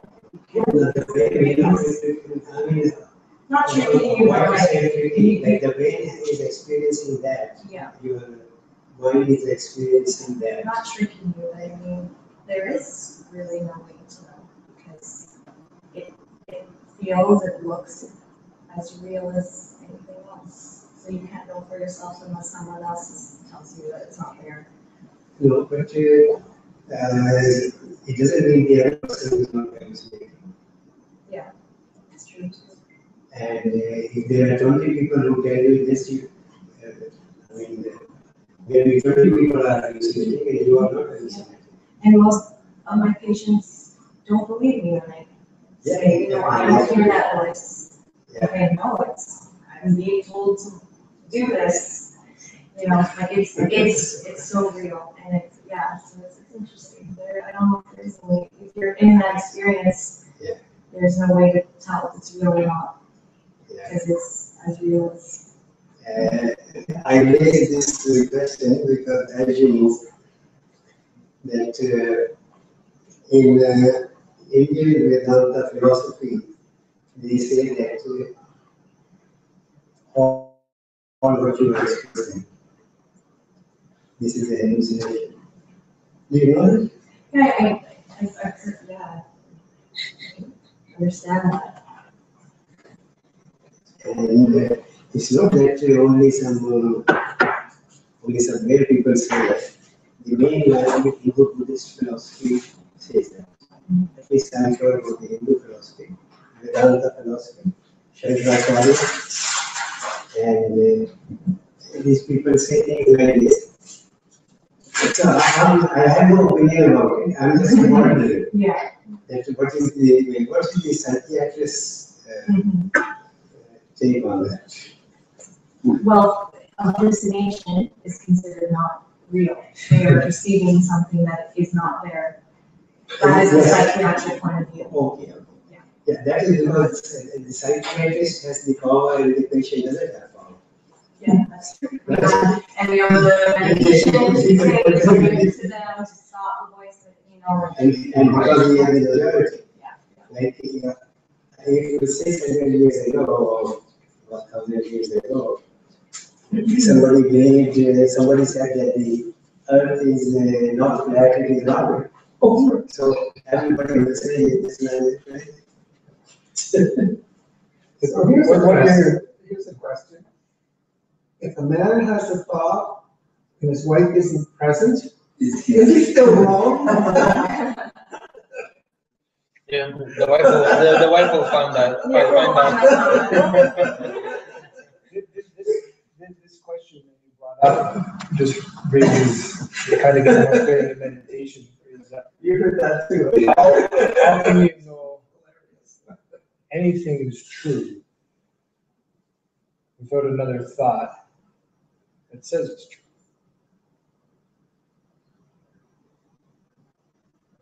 That's what I'm just saying to me, because it was the belief in the senses. So this person thinks their existence is true because of their five senses, right? We think what we're seeing is true. So I'm just saying it's a thought that says it's true. So whatever thought we have that makes a statement about something, I'm just saying, then there's another thought that says, yes, I believe that. So my question is, can we know anything for certain? And not only this Hindu and Buddhist philosophy says that, some of the greatest Western philosophers have said that. And something very close to it, to Hume. Hume was considered to be one of the greatest English-speaking philosophers. And those were the topmost philosophers. I mean, it's not that average. And they have said things like this. So I have no opinion and I have no judgment about it because I really do not know. So, but I'm just saying that this is the opinion of some very venerable, yeah, and highly respected sages and philosophers. Mainline, not like some rare offshoot or anything. So I'm just wondering about that. For me, it ends almost all discussion. Pardon? For me, it ends almost all discussion because How do we know? we're just that very thing, right? Other than whatever we think, we just believe that yes, it's true or yes, it's not true. So we can talk for entertainment and whatever, but anyways, that's my experience. And I'm not saying that I accept it or anything. Oh, I'm not saying Don't get me wrong. I'm not saying that I accept it or I'm sure that it is not true or anything. I just don't know. I just brought it up to see what you think. Well, we have kind of a consensus. So that we're here now, if we all agree that however many people are here, we all see the same number of people, and we all are hearing the same voices coming from everybody, then we assume that this is at least a shared reality. It may not be real, but it's a shared reality. Yes. So in the case of the, Demonstrate is a collective delusion. okay, yeah, that's fine. And then for the person who's schizophrenic, they're having a unique hallucination. You know, Just a minority. Yes. Yeah. A minority hallucination. Yeah. So again, it's. And then we try to bring them to our reality by giving them medication. I am so right and you're so wrong. Yeah, exactly. My reality is the reality. Okay, so who wants my reality? I'll give you the best reality there is. Okay. So in order to get this reality, you have to deny everything else. Really? See, right now, everything turns out of funny into serious when I say that. Because you cannot accept everything, at least not for now. Not yet. You have to deny everything what you see, because you don't know is it real. You don't know if it is real. We all may be just hallucinating this. When we go to sleep, the reality is the sleep actually. This is only a dream. We don't know. It's all uncertain. We cannot confirm by anything but a thought. And a thought is not a really good unit of confirmation tool to have. So we don't really know anything at all. And how does it feel to go through life day to day, not knowing? Nice. We believe that we must know how to live our life, and we learn how to live our life in school, in university. And if you have studied those people who've done that, they don't really know how to live their life well. They're on antidepressants, suicidal, and just in generally not happy. So why to learn from people who don't know how to live life? Why to learn a pattern to become depressed, to become not happy, attached, and all kind of full of problems? That's why I'm saying there is a different way to live, different being, where you deny first everything what you know, because you don't know anything. As soon as you start denying everything that you know, you start seeing that actually you do not know anything. You believe that you know how to live life. You believe that you know what happiness is, what sadness is, what everything else is. You honestly don't even know what happiness is, or because how would you know what happiness is if you don't even know who you are? What makes you happy? That's a lot of people will ask you this question. What makes you happy? Well, this and this. You don't even know who you are. How can you tell me that this is what makes you happy?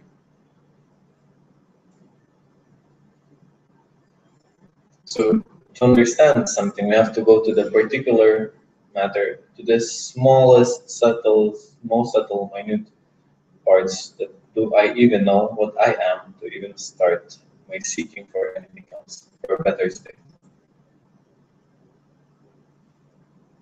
Because maybe if you understand who you are, you don't need to do anything.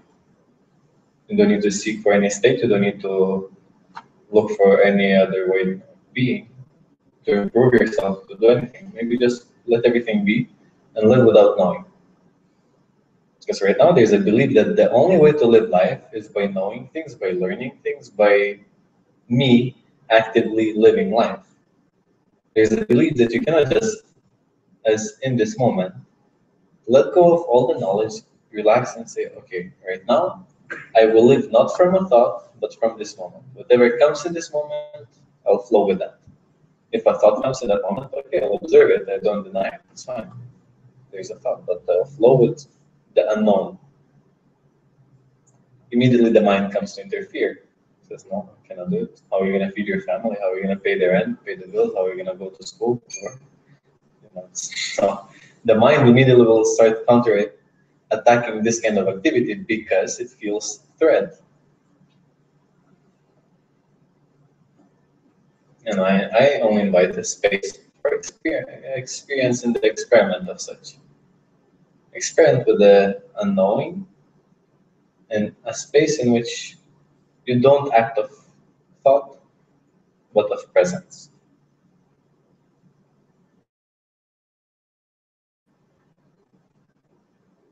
Well, not the thought determines your action, but the present moment determines your action. Where you see a bear, you don't think, how is the best way to run from a bear? Present moment determines action. You run, scream, and hide your ass as fast as you can. That's how it works. We believe that we have to work out of a thought. But even in the present moment, what arises. So does one just, like you said, observe the thought, and then what then becomes the impetus for action? Or do you even simply just say, okay, action will take care of itself? Yes. And I'm just going to even observe that too. Do it and find out.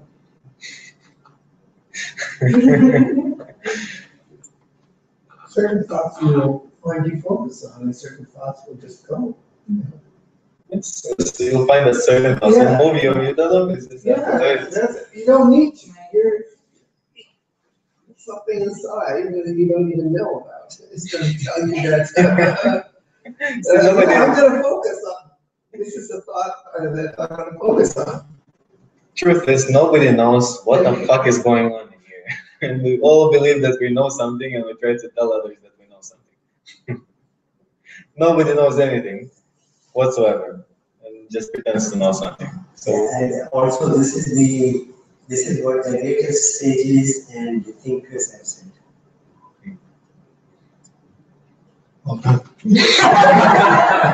Are you sure of that?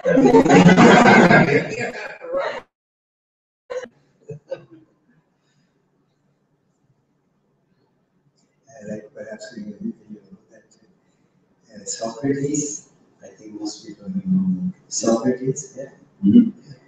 Socrates was, when he was living in Athens, he was declared to be the wisest man alive. And when Socrates was told about it, he said, all I know that I do not know anything. It's a very famous line. I don't know it. The famous, not the famous, the most highly respected sages and thinkers, they have said like this. They're modest. This sort of. Pardon? They're modest. No, I don't think so. No, they were saying it what they, at least I know about Hume. He was a very great philosopher, the greatest English-speaking philosopher of all times. And he said that after going through all this, then I do not know now what to think anymore. That what is true and what is not true. So I'm not supporting that, by the way, or I'm not going to go against it. I just want you to bring it up. That's all. and I'm happy that you bring it up because that's been my conclusion. I think Yeah. more than a year ago that I don't have what to think about anymore. I don't know what to think because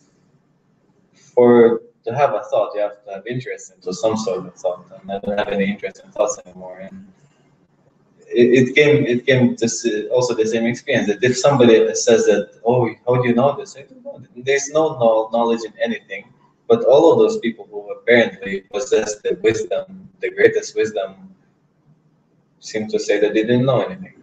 Yeah. And how strange is that? So, do you need to know something or not know something to know what you know? Who knows? Because do they seem to know more or to know less?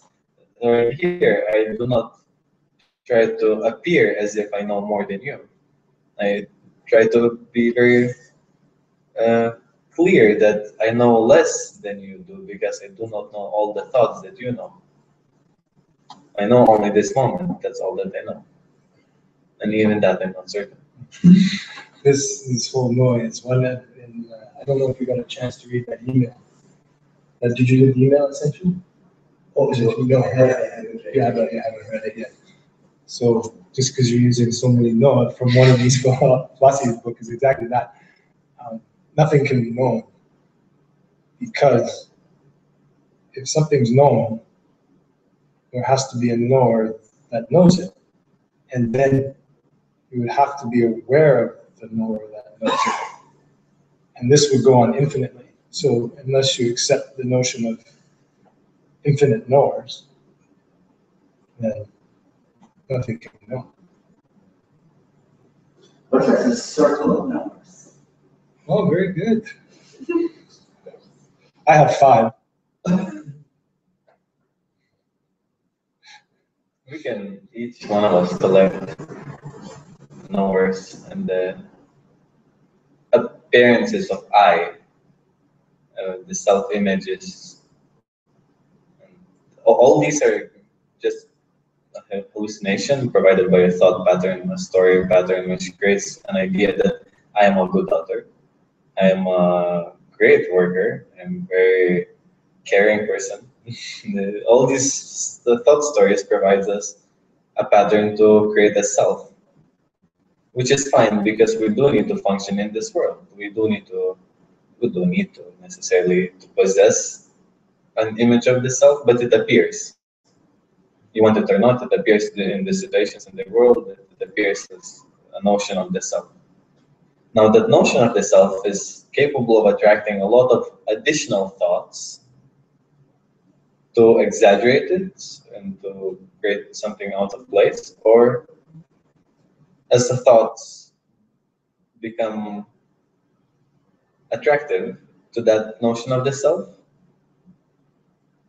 you observe that attraction. You observe that, for example, something hurts that notion of the self, that notion of a careful, caring person. Something hurts that notion of the self, and that immediately creates a point, almost like a magnet, that will hold to attract the thoughts, and it will start pulling and pulling and pulling and pulling thoughts. But that is as well being observed. So meaning we're not in the trap of that. Only if we believe that, oh, this is going on. If we start allowing the notion of the self live into the story of the thoughts being attracted, we believe in that existence. We start hallucinating of this being real. Yet we can still remain with the notion of the self, observing that there is an attraction point where it starts attracting all these thoughts and creating big story and big hallucination without falling into it. Know how to do it by just being here and not knowing it. So then let's say you're in a moment, somebody asks you to do something, an emotion arises that you either do or don't want to do it. And you're just trying to observe that. And then maybe you do meet the request, or you don't meet the request, whatever. Like, so you're saying it doesn't matter what transpires. One, we don't have control over what actually happens. We don't control the thoughts that arise, the emotions that arise. We can observe them. Even the action that follows out of the situation is not something that we control. So really, however we react is even something that is completely out of our control. And we are simply just observing all of it. With the potential to believe that we're actually living all of it. What do you mean by that? We're only observing all of it with the potential to believe that we're living all of that. Meaning that you have a potential to believe that all of this is happening to you, this is a real thing, but you're only observing that. But the potential is there to identify. Especially when you say we're observing. You're still identifying with, oh, awareness. Or this. It's just a shift of the identity. Okay, so you're saying that ideally there would not even be that shift of identity then. I like to say there's just what's happening. It's because the experience of being aware is also a shift from focus into a story, into a space where observance is taking place. It's another shift to a more spacious, almost an identity which observes, now an observer type of thing. A I guess that's watcher. something that one needs to just experience. You go through these, like you cannot escape any stage of your spiritual growth. Let's say the evolution of your own knowing has to go through all the stages to live itself, to experience itself completely. So we have to have a knowledge of identity of me, this body, this we all every single person has, as Christianity says, original sin, to fall for the identity, to fall for the belief that we're this, and to start living this story. And also we have a capacity to put our attention into, let's say, God, as they call, into the self, to draw your attention back into the presence, into that what is real. Now, what is real may be a big question to find out, but still. So then basically, I'm so identified, I believe that everything around me is real, I believe the illusion that I have control, that I am making choice, that I have a say in what's going on in and around. Mhm. But that's all just an illusion. Mhm. The reality is that things are just happening, and I'm a part of one part of this thing that is all happening, if it is even happening. Yeah, this is, if I may interject, I don't know if you know it, this is called determinism. Determinism. Yeah, like there are two, one is that one says that you have free will, the other is also say that this is, it is an illusion, actually, everything doesn't mean that when you will die or when you will end or anything. Everything, your smallest action, that now if you have got in this position and your thumb is there, it had to be there. It could not have been otherwise. This is determinism. And all what you think that you are willing it, you are choosing where to come, where to go, and even the smallest physical step you take, Everything is predetermined. it's all predetermined. And other sort of thinking is that no, you have a free will, you can make choice. Yeah, that's always been a huge philosophical discussion. Pardon? That has always been a very big philosophical discussion. Yeah, yeah. Sure.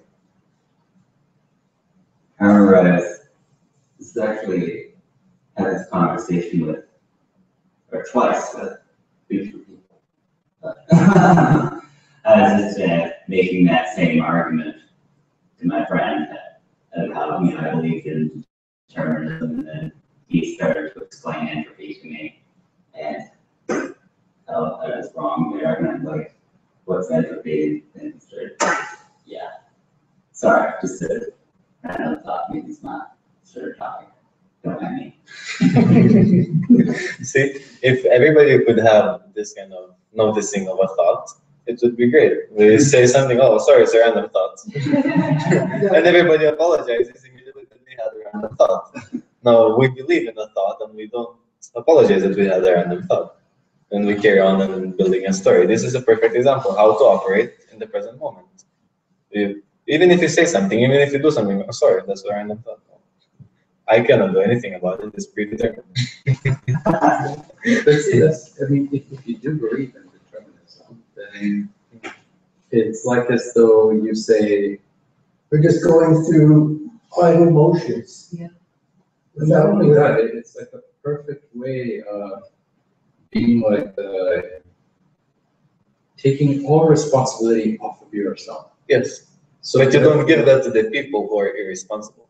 You give that only to the people who are irresponsible. But there's a problem there. You said that if somebody believes in determinism, then he would be doing this.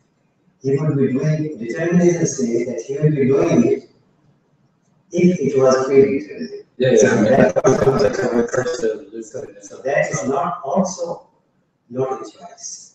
Nothing is outside of it. That's what they say. I mean, I'm not advocating this or that or anything. I'm just presenting that these are the very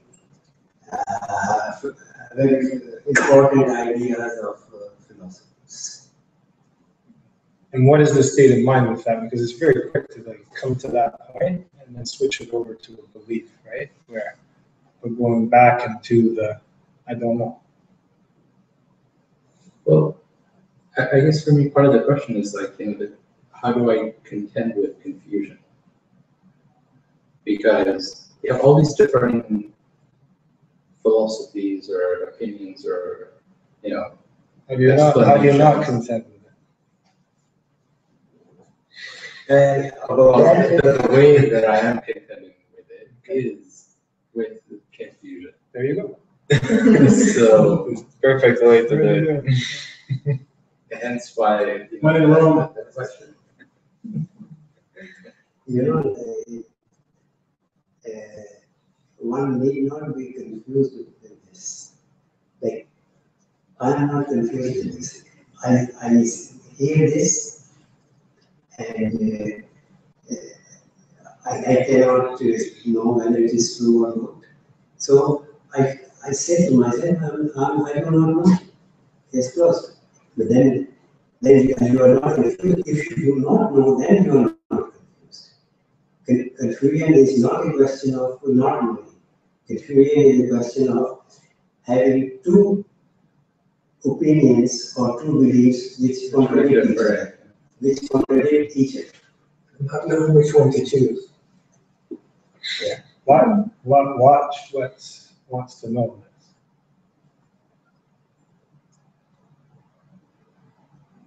What's that? I'm saying, watch what wants to know this. What wants to solve this. Observe the confusion. Who wants to know? Why? Who wants clarity? Yeah, who wants to be clear instead of confused? Yes, because it's an. You see, well, what we're doing, we're allowing our attention to keep going deeper and deeper into seeing through the thought, through the belief, into understanding that there is no real knowing, that there is no real confused one. Confusion is also arising. You know, this is what's happening. Confusion. Oh, okay. You need an answer.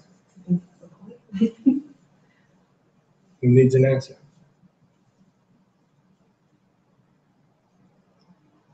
We can't say clarity is more such confusion. I guess it Let me clarify that. And it's okay that you want an answer. You see that there's an answer. But just I mean, it's a brilliant question. Who wants to know?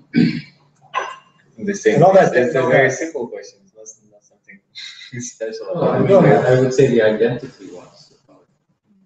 just see them. Sorry. See directly what's happening. That was my point earlier with at the very beginning, with that movement of thought. The original here, and then you see what happens with that. As you come to observation, identity wants to know, and you see that. And you see how that feels the moment that's born. But right now, it's like, I'd say it's more intellectual that I'm answering that question, that identity wants to know. I can't say that I feel like as though it's identity that is actually asking the question. Because when I actually ask the question, my answer is, I don't know. I don't know who wants to know the answer. So it beckons the question then, where did the question arise from to begin? And are you okay just to see that arise? Question? Yeah. You don't need to know where it comes from. Right now, I'm okay with it. That I don't know where it comes from, but I'm okay with not knowing where it doesn't. And then you're going to have the thought that says, oh, It's not Where a did clear it come account. from? I have to find out. where does that come from? So the very thought that comes up, yeah, just keep asking. Where did that one come from? Where did the next one? Where did oh shit? Where did that one come from? Jesus Christ. Okay. So it's a really interesting practice. That Oh, it doesn't intend to practice, it's just pointing out. Yeah. In the end, you don't need to practice it. It's just it may anything that we're doing here in the beginning, it may feel that you may use it as a practice, as a small tool, but in the end, it all falls away because it's just seen as not necessary. It's been used momentarily. Yeah, but the tool is very helpful to get to that point. Yeah, momentarily, like just to get on the roof, we climb the ladder. So, same way, just to get to the elevation point where you can see that there's Because up until now, every time like let's say an emotion arises for me, I'm in the practice of asking, not asking, but stating that, okay, this emotion is here. It's either a troubling one or a pleasant one, whatever the case may be, and that I can observe it. That's where I'm at right now. And why do you do that? Because of all of these conversations that we've had. My original objective was to understand how to cope with the various different emotions that were arising from me. Because I had a lot of emotions and I found that I was doing a lot of projecting. And it generally led to a lot of unease for me. So that I think was part of the root or the impetus for the question. And so now I'm at the point where I can say, okay, yes, this is arising or has arisen, I can observe it. But I think what I'd like to now try and practice is to just really ask the question, like, who is asking that, or who is actually feeling this emotion, rather than just leaving it at, I'm observing it. Because when I say, You want to know who that emotion belongs to. I don't even know if I necessarily want to know who it belongs to, but I feel like that may be a tool to get to Make your observation. yeah. Could be, yeah, you could try using it because it certainly can be as good tool to kind of push down the thought to the floor and say, okay, show me your face.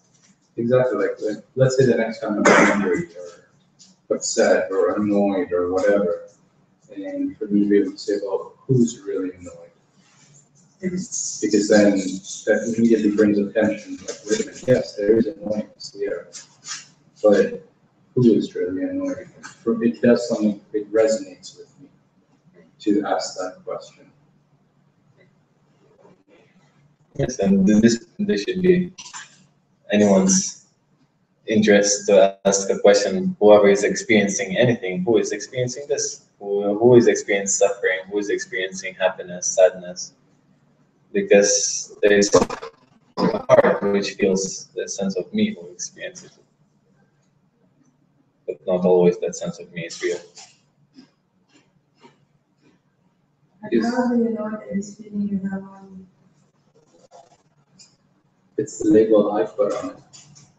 I behave to that feeling in that way.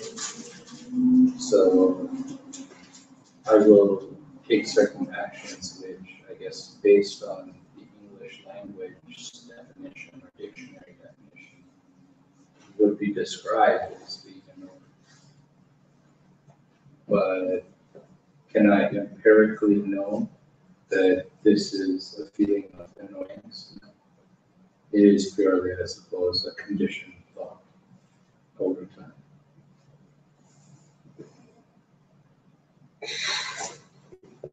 Good answer.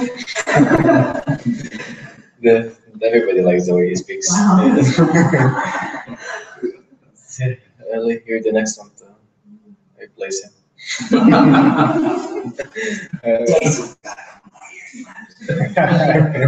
He's peaked. I'm very happy to sit on this side. Oh, do you know? It's just a thought. Sorry, what's the other one? It's a thought that you, Oh, thought that you thought. missing transaction. Are you? Yes. Yes. Only decide. What's that? People doing decide.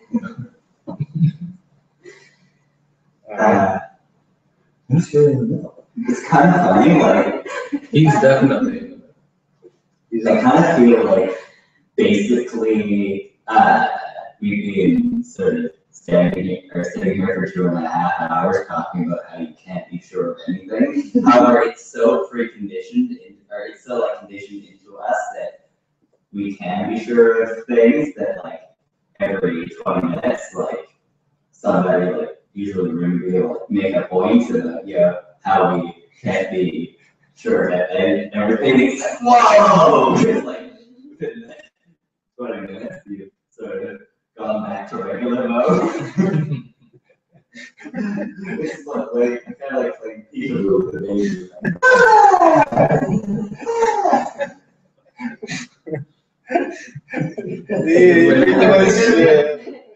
You put everything to the end. That's what we did tonight. Did you like it? Peekaboo.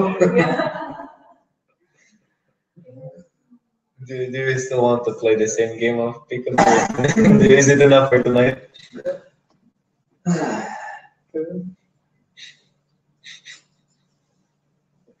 Okay, I'll do it once again. We don't know anything. We came here to sit down and realize that we don't know anything. We came here thinking that we know something. We came and got to see that we don't know anything.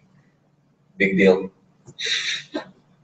Now we're gonna walk out and no. The key seems to be it's okay not to know. Oh yes. Whereas society really injects us, literally from childbirth. That you must know this, you must know that. So the whole idea of just And we will award you if you know the most. and penalize you if you don't. Exactly.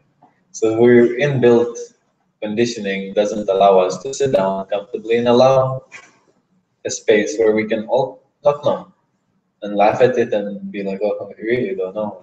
How funny we all life we live, believe that we don't, that we know, and we realize here that we don't. It's funny. And it's good for us because we have the ease in which we have a space that we can have this experience. Many people still believe that they know better not to come here.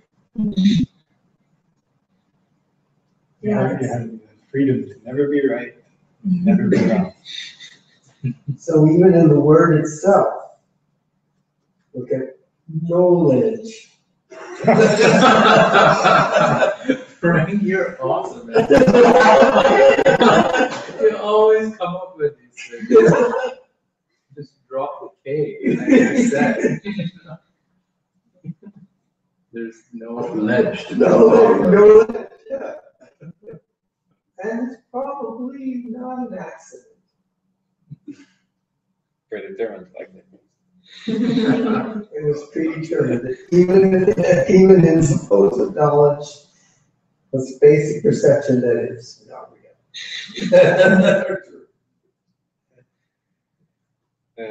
Yes. Well, it seems like we can sort of have this space in closing the night. However, whoever wants to stay are welcome to just hang out in this space. I don't kick out anyone. Yes, other than that, it was great. Until the security guard kicks you out. What is it, 11 or 12? I think 11. That's why you're gonna have to hide soon. But still, we have the time to hang out. So yeah, I enjoy Probably it. make it past that. Yeah, but we just pretend that we're not here. After all, we're just a bunch of illusions. Exactly. Nobody can see us if we all collectively agree that we're visible. Yeah, so. Mr. Security Guard, 9 out of 10 people in this room seem to agree that We don't exist. Statistically, the chances that we're here are. So go away. Right? Did you make it? No, I just brought Whoever is watching, bye bye. It was nice to see you there. How many viewers do we have?